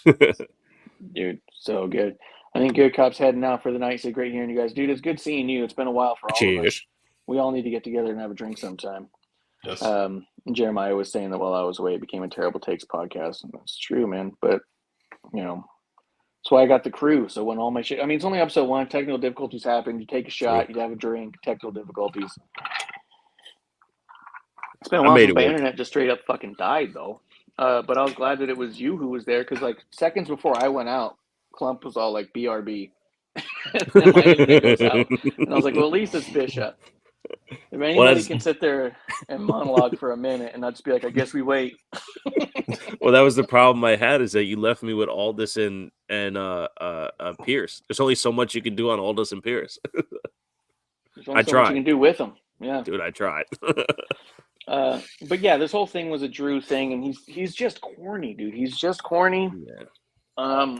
Here's what I want. If he's going to call out CM Punk. Absolutely, let's do that. Let's do a CM Punk Drew McIntyre program for a couple of reasons. One, I don't have to pay attention to it at all. Because there's nothing either one of them is going to say or do that's going to suddenly get me invested in either one of them. So that's an easy fast forward. The other thing is, we've talked about it before, Drew's wrestling style is such that he stands in the middle of the ring and makes the people work around him. Yes. Even his belly-to-belly suplex is him going up to the dude and falling back while he lightly rings his hands up, and the guy has to act like he's being flipped over. He barely touches him if he even does, and it looks ridiculous and terrible every time. Punk can't do that. Punk cannot carry a match. We know that. Nope. We know that for certain. Less now than ever before. And he can't bump around you. I would be glued to the TV watching the disgusting portrayal of wrestling that those two would put on together. Yeah. It would be incredible. It would be such an indictment on both of them, and I can't wait. So let's run that through. What do you guys think about Punk and Drew McIntyre? I agree with you. I think it's going to be fucking terrible. I think the only hope the only hope for anything good CM Punk has is if he works with somebody like Seth. But I know this is wrestling, but part of me really wants Seth this to not be character. This is Seth being like, I ain't fucking working with him. Fuck this guy. Yeah. Same. Yeah. And I'm gonna fuck up your TV telling you that. Well, yeah, and here's the other part I was thinking about too, because a lot of people being like, see, obviously it's a work because he's saying that, and I was like, except for what if Seth has a stipulation? I'm not going to work with him unless he grovels. You know what I mean? So how do I make that happen? Well, if I just say every week I'm not working with the idiot, people are going to want it. And if he wants it and they want it, someone's going to have to grovel. You know what I mean? Like, I could see a world where Seth throws the pot shots to go ahead and let people talk about it, and then it's up to Punk to make it happen. You know what I mean? I think Punk's gonna have to figure it out. And what I mean by that is his name gets chanted during people's promos. They acknowledge it, and then the chants stop. Yep. So the equity is now gone, which I absolutely enjoy because it's not overtaking. If there's a way for CM Punk to earn the over chanting, let's go Cena, Cena sucks, to where it never stops and no one can get a word in edgewise or perform otherwise. If he can get his CM Punk back to that level again, bravo. Yeah. But it's going to take some work. It's going to take some work because, like you said, put him in a feud with McIntyre. And number one, yes, he'll eviscerate McIntyre on the mic with a bunch of corny bullshit that doesn't actually make sense if you listen to it. But then when they get in the ring, it's going to be a shit show. So, yeah, I would prefer Seth stay away because, like I said from the beginning, I don't want him in position to have to put himself through that and have to carry CM Punk as well. At least with Matt Riddle, who he didn't like. Riddle can fucking go. Riddle can go all day. He is an incredible athlete. That ain't CM Punk. So that took a lot to get to that. Hell yeah. And he still doesn't like him, you know? Yeah. So at the end of the day, he was like, fuck it. I'm not going to have to do all the work. We're going to do good business. Okay, we'll do good business. Everything else aside. He's not going to be able to do that with CM Punk. He'll be able to get to the match, then have to carry the whole fucking thing. And Seth is going to destroy him on the microphone because everything CM Punk's going to say, Seth has a comeback for, because at the end of the day, Seth is way better than CM Punk. Way better. And Punk's been saying the same thing for fucking years. We already know your notes, dude. We know what you're going to play. Right. I know what I can come back with. Oh, and then he's going to say this and then he's being clever, but I can say this because he's not clever. Yeah. I didn't cry about not getting the main event of WrestleMania. And when I didn't get the main event, I stole the main event. Bang, done. Yeah. You know, CM Punk never had the main event, champion or not. You know, oh, you didn't main event? Yes, I did. I stole that main event. You know, and it's talked about forever. CM Punk has a promo talked about. Like, it's just it's Dude. Not apples to apples, man. And even if Punk said you never got your own main event, but your wife did. Yeah. Do we really want to compare wives right now? Right. Our wives' compliments right now? Is that what we want to do? And then I would like them to get super Long Island about it and compare wives in a really shitty way. Pulls out his phone, starts scrolling. Hold on, wait till you see this one. Hold on. Hey, you want to talk about my wife? Speaking of Seth's wife, though, Nia Jax versus Shayna Baszler was a fucking shit show. Yep. Meat planets colliding, and then but before that, you had Becky say, "I owe you a receipt." So now we have Becky come out after this match that Nia fucks up and nearly kills Shayna twice. And thought Shayna broke her face. I thought she was done, dude. That was it. Oh. Insane, dude. And it was just a bad match. Followed up by Becky coming out, and it's how many years ago was that? Fucking 5? Yeah. 6 years ago? 6 years ago. Like, I love Becky. That is not like any kind She of doesn't secret need to do that. She's incredible. She's incredible at everything she does. Why does she have to do stuff like this? Like, why is this where we're at? Why has it been over a year since she's been in a storyline that we can really sink our teeth into? The closest thing we got is her run in NXT was pretty cool because she was just doing good matches with young talent. That's since last WrestleMania. Even the story leading into WrestleMania last year was not good. Yeah. Like, why are we at this point now where Becky's having to carry just the garbage? And now her versus Nia, as much as I love Becky and think that she's killing, and she did it great. Her facial expressions, her mannerisms, everything she said, her attitude, natural, incredible. But I also don't want it. I have no desire to see the two of them in a match. Right. Do either of you want that? Like, that's not a bad thing if you do. I'm not trying to say you better not. Is there a part of either one of you that think this is compelling or interesting because of the, quote, punch heard around the world that Michael Cole said? I don't think so because I don't trust Nia in that match. I don't trust Nia. I think it's I think best case scenario, it's low hanging fruit, right? Yeah. It's a story without story. Well, it's what you said earlier, right? Are we doing long-term storytelling, or are we taking a piece from the past and making it, a story for today? My biggest problem with the shot heard around the world or the punch heard around the world is that I've been a Becky fan since before that, and I was calling for her WrestleMania moment before that, right? We were building towards Becky Ronda before that. So I always had the confidence in Becky to be able to take that mantle, and it was pushed in front of the world because of that punch. And giving the punch credit for creating the man, I think is so overrated because Becky was getting there. It was gonna happen. And everything just got convoluted after that. It even fucked up by putting Charlotte in the match too. So because Becky's match was going to happen at Survivor Series, Yeah. And the fact that it didn't showed you what Ronda and Charlotte can do together. And then that's what brings it up to the next level where that build to WrestleMania where they're finally going to collide. Oh, by the way, here's Charlotte too. Like all of that was still on the back of Becky's ability to make Ronda a fucking superstar.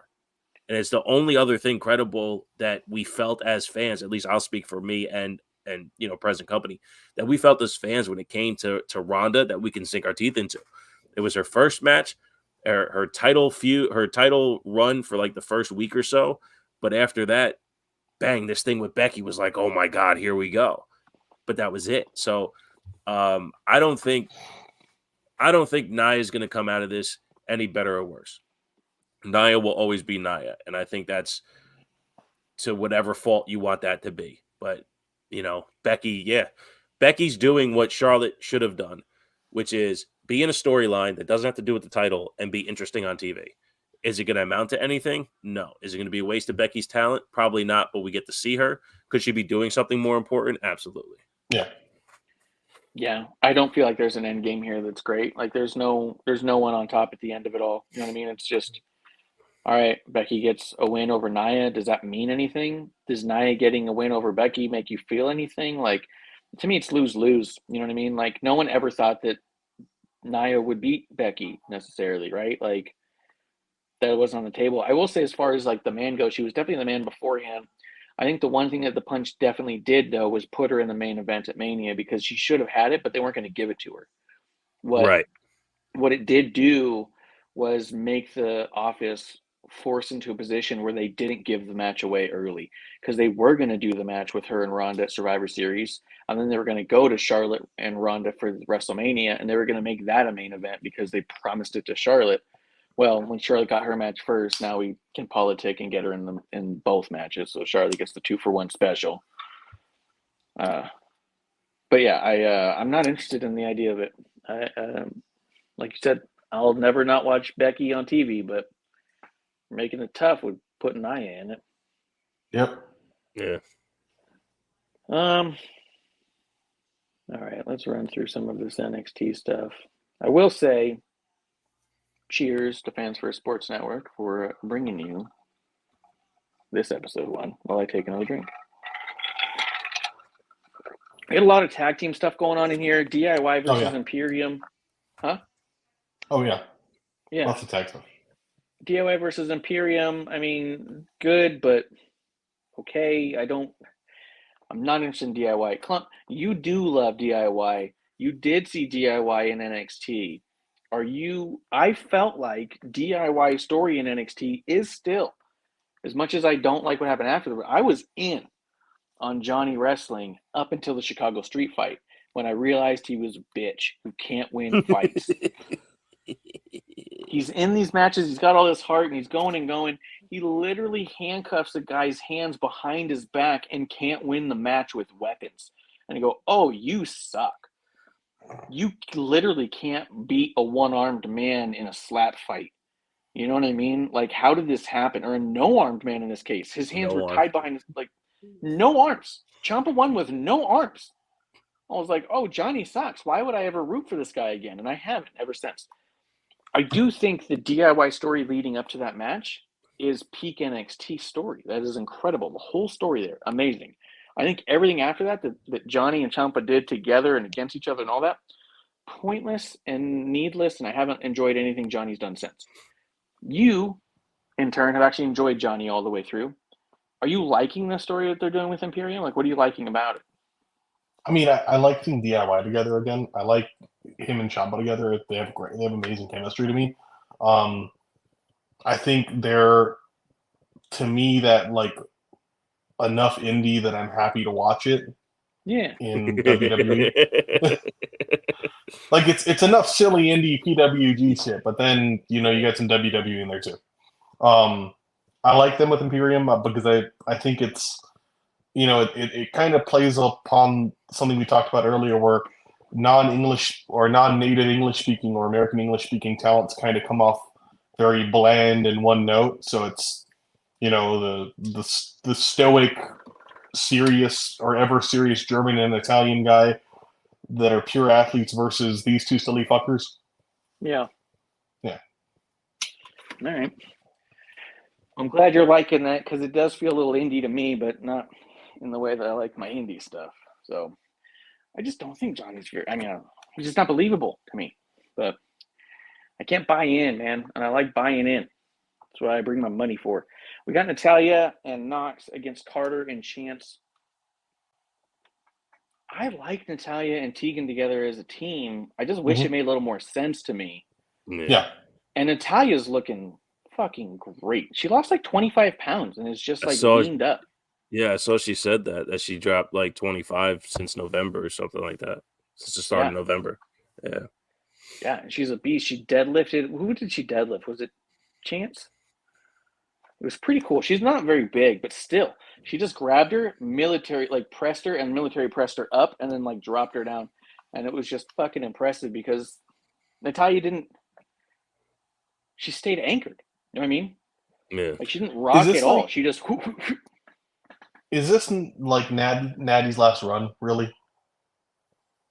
Like, is this her farewell tour or the beginning of her farewell tour?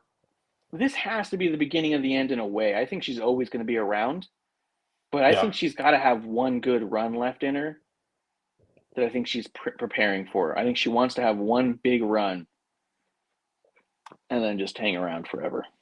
Yeah. I don't know. She's also always been driven. I mean, if you asked her right now, is this your last run? She doesn't know. How many years you got left? She's going to say 300 years left.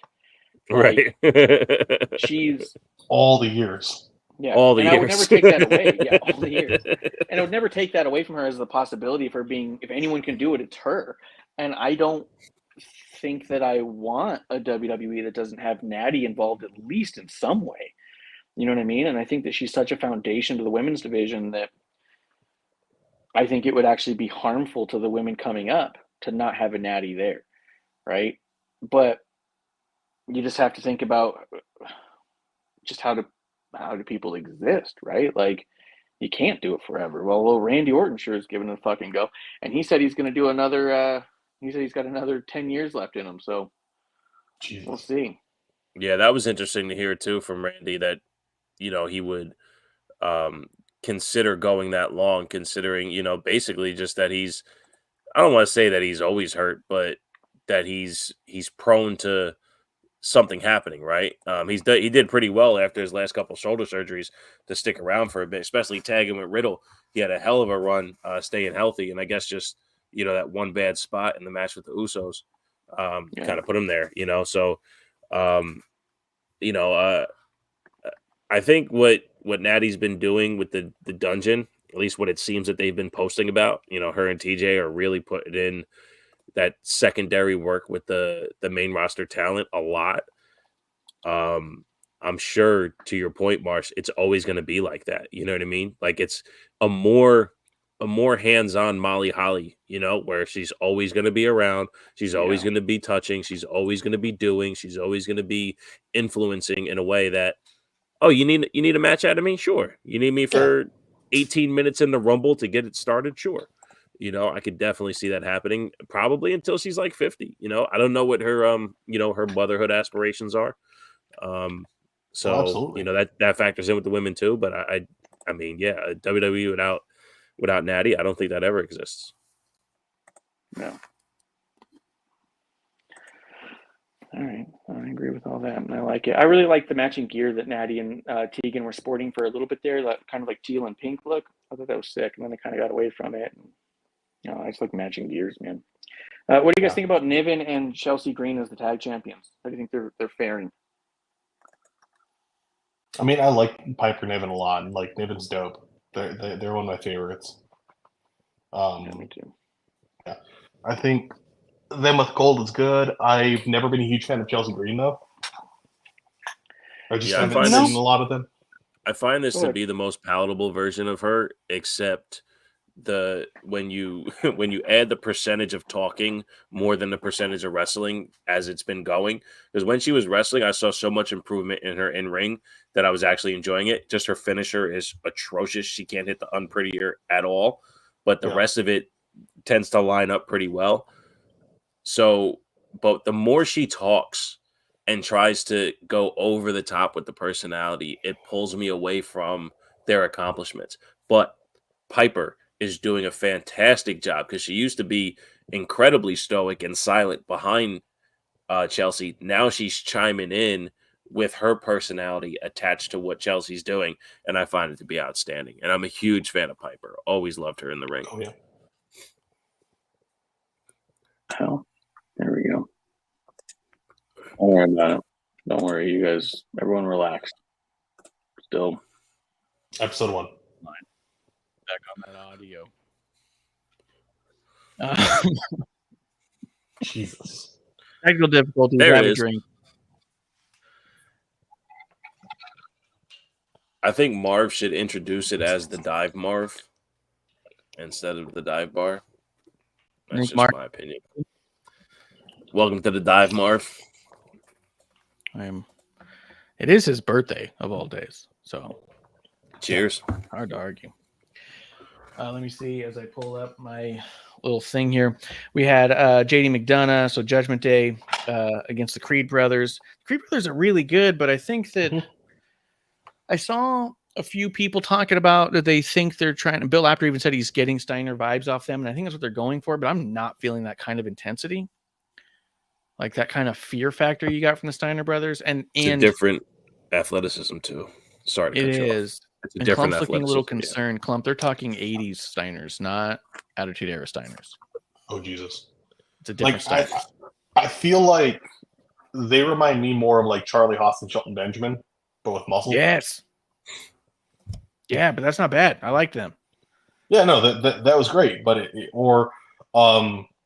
like Luther Reigns, but good. Oh. Yeah, you got me there. Yeah, I think they're just an incredibly toned down version of the Steiners, and I don't even think it's close. It's funny because they're both more athletic because it's 30 years later, 40 years later. right? They're today's athlete, but they're not, to your point, they're not as intense. They're not as intimidating. They're like the Tim Duncan with attitude of tag team wrestlers. Like their fundamentals are so fucking tight, but they're explosive. And you know what I mean? They're like a more athletic version, although Imperium is fucking athletic. That moonsault by he was incredible. I forgot he does that. When he hopped up on, I was like, God damn it. But no, because it surprises you when, you know, Brutus does a standing moonsault, you know, but then you know, Julius does a standing shooting star. It's like, well, that's something the Steiners didn't do, especially Rick, right? But Scott was, you know, standing Frankensteiners, you know, incredible athlete. But to your point, the intensity, no, but they're like a hyper athletic version. I didn't see much of, you know, Haas and Benjamin. So, but I would imagine, you know, that those similarities. I think the Creed brothers is just way too close to a boring version of Alpha Academy. Yeah. And so it just feels strange, especially when you had Creed versus Otis and Gable. It feels weird. Like you're like, this is the same team fighting itself. You know what I mean? But less charismatic. Like I just don't see why they're not paired in a bigger faction. And maybe we actually get there. It's like masturbating in front of a mirror. What's wrong with that? Creed Brothers versus Alpha Academy. Are they? Are the Creed brothers too similar? Like they look different, but they wrestle the same. Yeah. I think that's the problem, you know, because I was thinking even American Alpha with Gable and Jordan, which was incredible. They had a charisma that the Creed brothers don't have. Yeah. And they're also big guy, little guy. You know, for what it's worth, Gable actually wrestled more in the pocket, and Jordan was more explosive on the outside, right? And with these his guys, father's Kurt Angle. You got that from his dad. That's true. One of the first items I bought when I got back into wrestling was a $5 Ready, Willing, and Gable towel. It's awesome. But no, I just think they wrestle too similar. You know, all the great tag teams have a differentiation in who wrestles how, except for maybe the Usos. They just did everything perfect. God, yeah. I feel like I'm missing something. Was Cody not on Raw? He had a promo, and Nakamura had the big screen. Yeah. That was sick. See? Yeah, I'm sure it was. You forgot about it. Fucking. Well, I'm looking through these little notes that these fucking idiots put online. Like, here's the results, because I didn't have like mine handy, and I was like, I'll just pull this one up, and it's fucking dumb, dude. WWE.com has the best results one, and I couldn't find that. They're not easy to navigate. When I find their site, it's the best one because it goes, here's what happened in the ring, here's what happened in the back. You know what I mean? Here we're talking segments, here was the ring segments. Like it's all right there. These jabronis are like, this was a C average from a thing. Fucking idiots. And then they don't even have what happened on the show. All they do is like, this was the match, and this was a match. And like, there's a whole fucking show here, guys. And those other parts mean something and they matter. And that's the difference, is you don't see that. You watch this show, you fucking looking at the end of your pencil being like, it's about a C+. Fuck, based off what? The story? Right. Because the story's there, you know? What did they give R-Truth? They didn't even list nothing and none of that stuff in the back here. Dude, R-Truth is going to be the reason that Judgment Day puts locks on the clubhouse. You know what I mean? He got them an almost flat screen TV. Come on, man. Almost flat screen TV. Dude, it's fucking hysterical. I watched it again today. That's Jesus Christ. He's so funny. So he's beloved. Yeah, he'll be there forever, and he deserves every minute of screen time. Yeah. Dude, knowing that Vince loved him so much, the idea that just R-Truth is always happy and positive and making people laugh, that's why he's always been there. Right. I'll always, him running out, putting up the ladder in the Royal Rumble, climbing, and climbing all the way up, like it's like that, just pure comedy gold. Just him doing it, or what was it, like they were gonna do like a 5-way, and he's like, I want in on it, and then he's like, nah. Yeah. Or the one with Paul Heyman, Brock Lesnar declares for the Royal Rumble. So R-Truth comes out and he cuts a promo on Paul Heyman being the entrant in the Royal Rumble, No, Brock Lesnar, my bad. I am undeclaring for the Royal Rumble. Yeah. He's amazing. Yeah, but that ladder spot in the Royal Rumble was fucking incredible. It's stuff like that where, that jokey, carny stuff that, some other wrestlers try to make it their full gimmick. Like this interjection into the show that comes out of nowhere that, okay, this looks like it's going to be just a thing. You're not expecting an R-Truth spot, and then all of a sudden you get an R-Truth spot. And it's a good one. Yeah. Yeah. Yeah, and he delivers on it. Because I think that too is I don't like a lot of comedy in wrestling, but I think that the right comedy in wrestling is perfect because it reminds you. And Triple H obviously loves the guy, but Triple H is one of the better straight men that no one gives credit towards. Oh yeah, you know what I mean? They're always talking about how he was funny and goofy and doing all the DX stuff, but he also was the dude that when he was taking himself seriously and then R-Truth would come out, he would be like, "What?" You know what I mean? Like even the line he cut on Kofi. Wait, didn't he used to be Jamaican? Like that wasn't. It was like comedy, but it was the straight man part of it, right? Yeah, he was playing it straight. And he's so good at not taking himself seriously, but in how serious he has to be. Yes. Yeah. And I think that those spots are great when there's a little like I think AJ Styles is never given the credit for the comedic performances he puts on because his character takes himself so seriously that it becomes ridiculous. Yeah. You know what I mean? Yeah. And it always just works. He's super serious about everything. And then all of a sudden something happens and it's like, what? Like, what happened to AJ Styles, by the way? I haven't seen him since I've been watching again. Oh no, I thought he got hurt again, if I'm honest. But I hope he comes back soon because I think that's the whole reason that they put the club back together and everything. Adam Yim and they're doing stuff in the house shows and I saw a great clip. I can't remember who it was, but someone had Big Luke Gallows in a fucking standing suplex. I think it was Bobby Lashley just fucking holding him. It was Lashley, just forever, and it was Luke Gallows, and I was like, Jesus, like both those guys, way more athletic than you think to pull that off,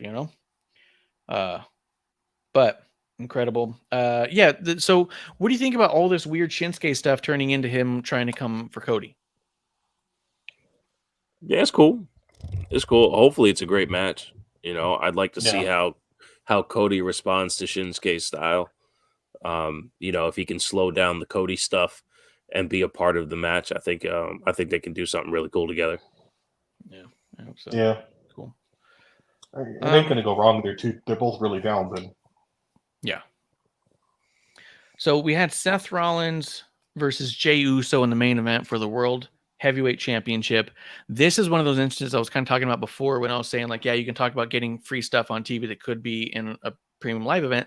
This is 100% one of those matches. Sammy and Seth on Raw, Jay and Seth on Raw, but it's also kind of like these could be premium live event matches. These could be big pay for matches, right? But they're here on the weekly TV and you go, oh my God, I can't believe you get this good of match on free TV, right? But I do feel like this is in a different world than Edge and Christian for the first time in 30 years, Yeah. I do feel like I'm definitely fatigued by Seth's title reign. I think they need to get it off of him. I think he's done good enough to establishing the weight of the title, and he's done a lot of work with it where he's defended it enough so that it has some weight to it. So it definitely could go on someone else. I think it has to, because I think if they're not careful, it's going to get to the point where it's hard for people to care about the title at all right now, because it still is. Until it's off Seth, it is still the title they gave to Seth because no one can beat Roman. It is the second place title still, right? And until it's off of Seth and someone has it and it means something, because everything about a title on Seth never means anything. Never. Because Seth's character collects titles, but has the same match no matter what. whether or not he's going for a title or not, it's the same 30-minute match. The idea that him having the title meaning something isn't going to mean something until someone takes it off of him, and I'm the guy who took it off Seth. You know what I mean? It's a great point by both, because I do think that Seth has brought it to a point where the next person that now takes it has the ability to make it their own and a new thing. Yes, but also using Seth as your not linchpin of a show, because he's not really that, but he is the tentpole for what that is, right? He is the champion face of this show, and it's worked. It's worked for what it is, because even Cody was able to get not his story, but the story he's been telling across while not being in Seth's face of what Seth is trying to do or what the show needs out of Seth. Let's put it that way. So if a McIntyre does get it, what can he do with it and other talent around? If Shinsuke gets it, what could he do? If Jay does get it, oh my God, what are the possibilities? So I do see that, how do we tell this new story around a new champion? Because this is a brand new champion. To your point, Marsh, it's not a new champion. It's a second place right now. So you can't tell the new story through Seth. You have to tell it through the next champion. And this was something I was, because the kiddo wanted to watch Raw on Hulu. So one of the things it opened with was the Jey Uso promo package of him becoming what he is now. Yeah. And just from SummerSlam on.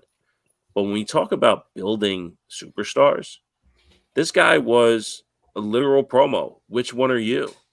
In a twin tag team, destined to be one of the greatest tag team wrestlers of all time if he never did anything else ever. That when he wrestled Seth Rollins, you thought he was going to be the number 2 guy in the fucking company. He could have won that match and been the number 2 guy in the company. The ability, number one, his abilities, right? Like, Jey Uso is a fucking phenomenal talent. But for WWE to give him the room to breathe and become this, fucking A, man. Jey Uso is absolutely top notch. And if he became the champion on Raw, it wouldn't even feel like break the kayfabe. Oh, just the Samoans got to be the champions. It wouldn't even feel that way. It would feel like he is the second best wrestler in the company. Oh yeah, it all day would, long. Because the problem with Seth is that his character's had every single title over and over and over again. So it's another championship he's held. But guys like Sami Zayn could have taken it off him a while ago, and it would mean something because Sami's never come this close to any world title. And now he's had it. This has been a 20-year career to this, Jey Uso could take it off him, and it would mean something immediately because Jey Uso's never held a singles title. And he's holding this top title now after 11 years of fighting to get away from being the twin. And, you have the which one are you promo getting to this moment. Anyone else winning that title, and I said it then, and I'm going to keep saying until they fucking take it off him, would mean something. It means nothing on Seth, and that's not a detriment to Seth. He's just that good and has been for so long that it's not impressive anymore. Yeah. It's status quo for Seth because he's that good. And that's a good problem to have. When you're an A+ average person and you still get A+ and no one cares anymore, it's because you always get A+, dude. Right. You know what I mean? Like, you have to get an F at some point. And he's had his failures, right? He's had his struggles, the whole Brock Lesnar thing, the universal title there. But that's even more of a showing of the titles don't mean anything on him, and that proved it. He's the only person who's beat Brock Lesnar and no one cared. And no one remembered that he beat Brock Lesnar twice. Twice in the same year. Yeah. At you the tell 2 biggest shows of the year. Yeah. You say, hey, name someone who's beat Brock Lesnar back-to-back on major pay-per-views, including WrestleMania, for a title. People will be going like, well, it's got to be like Cena, right? Like, no one's going to come up with Seth, right? Yeah. But you have these matches that are great, and they don't even give them an out, Right. Sami just fucking lost. Jay just fucking lost. And you just kind of go, okay, I guess. Like, I wish it meant something more, and it's not going to mean something till he doesn't have it. And to me, that's frustrating, I think, for everyone involved. And I think something like that is the brilliance of a guy like Samoa Joe, where when he lost to Brock Lesnar, what was the first visual of Samoa Joe after that match? He's like, this close. Almost had you. Well, like that. Even if Joe did that on his own. That's something that a Sammy needs to do, that a Jay needs to do. Because every time these guys are losing, they're losing in a way where like, oh man, I can't believe it. I gave my best. I couldn't do it. And they're so defeated. Where Samoa Joe's like, give me one more fucking chance. I will beat you. And not seeing that strength in these characters, to your point, it makes it seem like, well, there is nobody that can beat Seth. And here we go again. Seth having his, like you said, 30-minute matches and beating everybody. So, that's just something I would like to see these guys do is show a little bit more strength in character. Mankind used to talk about it, right? Mick Foley. Every time, no matter what, even if I was bleeding out my ass, once they counted 3, I would at least wiggle my foot. I would always make some type of movement after the 3 count just to show you I had more fight in me. And not seeing that type of character strength is part of the detriment of what Seth is doing to these guys when he wins. Yeah. Yeah, I think, and there's even something more kayfabe about Seth than comes across other people. You know what I mean? A lot of other champions and stuff, you go, oh, this could be the moment to take it off Roman, right? But this feels such like a kayfabe title, and that you're so like, well, they're not going to have this person beat Seth because Seth is supposed to do this or whatever. You know what I mean? Like, it's a weird, like hard to buy into kind of match. And like you said, he just beats him flat every time. And I don't know, man. I just think I think the crowd will turn on Seth at some point, except he's got that catchy tune, which to be honest, I think is more over than him, and I like him a lot. It's just that at a certain point you go, do I need to watch this match? And with Seth matches, it always feels like maybe. It's never a definite. Right. You know? But yeah, that's kind of what I was thinking about this week with stuff. I mean, I don't want to drag us on all night. I know people got things to do and stuff. And Clump, was there anything else that you wanted to? No, I think we nailed everything I wanted to get through.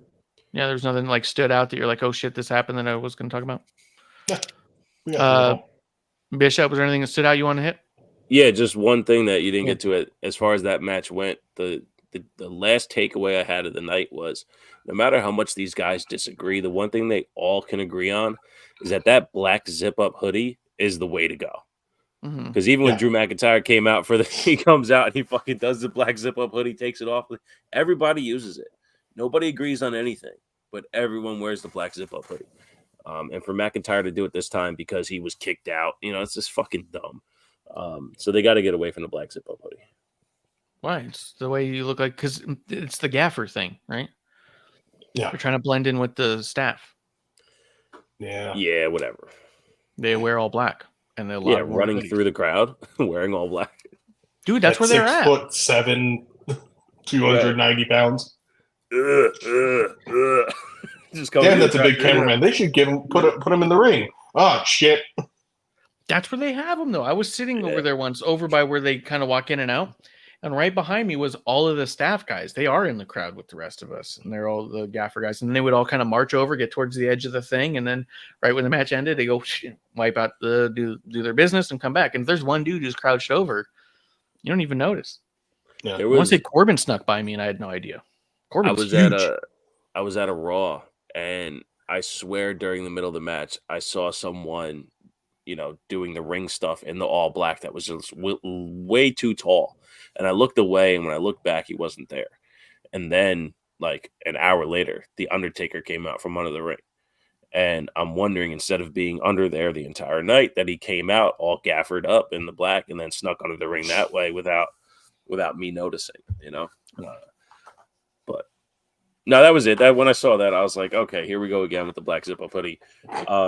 And like I said, from the beginning of from the show to the end was just about how do we put as much behind Drew being a heel as possible, from the attack on Sami Zayn, the way he was promoting the match, everything he was doing with Jay. And, I just don't know where it leads if Drew is going to continue, like the Street Profits, to interact the same way with the crowd and have the same mannerisms. He's got to stop with the kip up too. Like, it's not, if you did it when you were cool, you're not going to do it and get booed.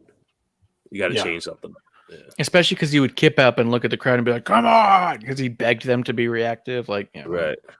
Well, and this time when he did it, he just stood still with his hair over his face, which actually is pretty doper. But, he doesn't have the awareness. I just don't know. Yeah. Well, all right, guys. I say I'm ready for last call. Let's get a drink, get out of here. Clump, how was your stogie? How was it? Decent. Smooth? Smooth.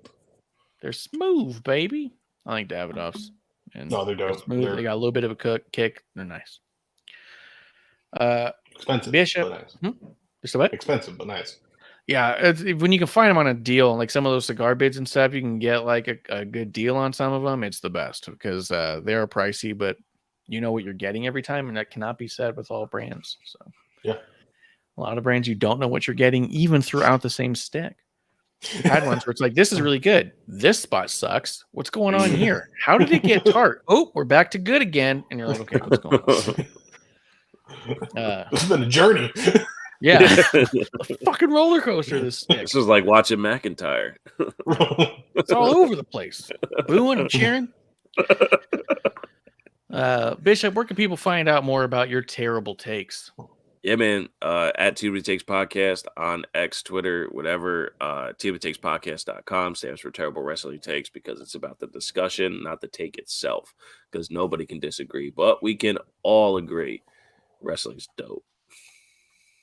Yeah, I mean, that's the whole thing. I got such a kick out of it. I was laughing all the time when you would just hashtag people with a terrible wrestling take, and they would get so fucking offended and pissed. And I would laugh because I was like, the joke is that all of us think our takes are perfect every time. Yeah. And then the joke is that all of us agree with somebody else's take all the time. So for someone to put a stamp on it, that's a terrible one. That's the conversation starter. The way that a brash Delawarean would do with that. You know what I mean? If I was.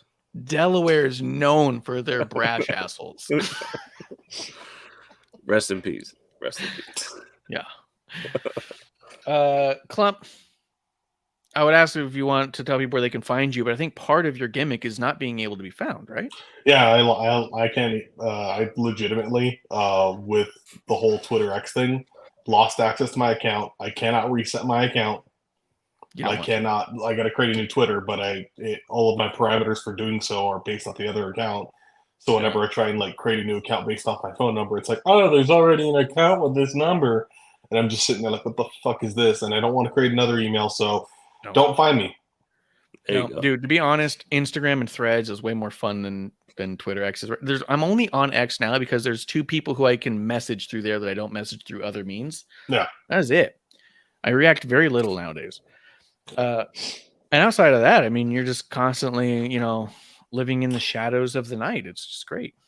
Yeah, I think the dude that had stolen my Twitter account then sold it, and now the person's selling excrement. So it's a thing. They're selling clumps. Yeah, they're selling clumps of. They're not clumps because those are legendary. They're just yeah. Those are talked about. Guys, I'm at Ref Marsh. We are at WOTR the show, but we're really hanging out on the other ones, which is Wrestling on the Rocks. You can find us at WrestlingOnTheRocks.com. You can find us now at Fans First Sports Network, hanging with the Dive Bar with your drinking buddies. Guys, come back tomorrow night for a brand new episode 1 where Miss Amanda Jane and Digi are going to talk all things indie wrestling, which includes AEW because that's as indie-rific as it gets. Yep. Guys, we'll be back in the Dive Bar for a brand new episode 1. That's the last call. Cheers. Producer Lady here. Thanks for tuning in. Continue to support and buy us a drink by putting the I in subscribe and reviewing our podcast. And cheers to Fans First Sports Network for keeping the Dive Bar lights on.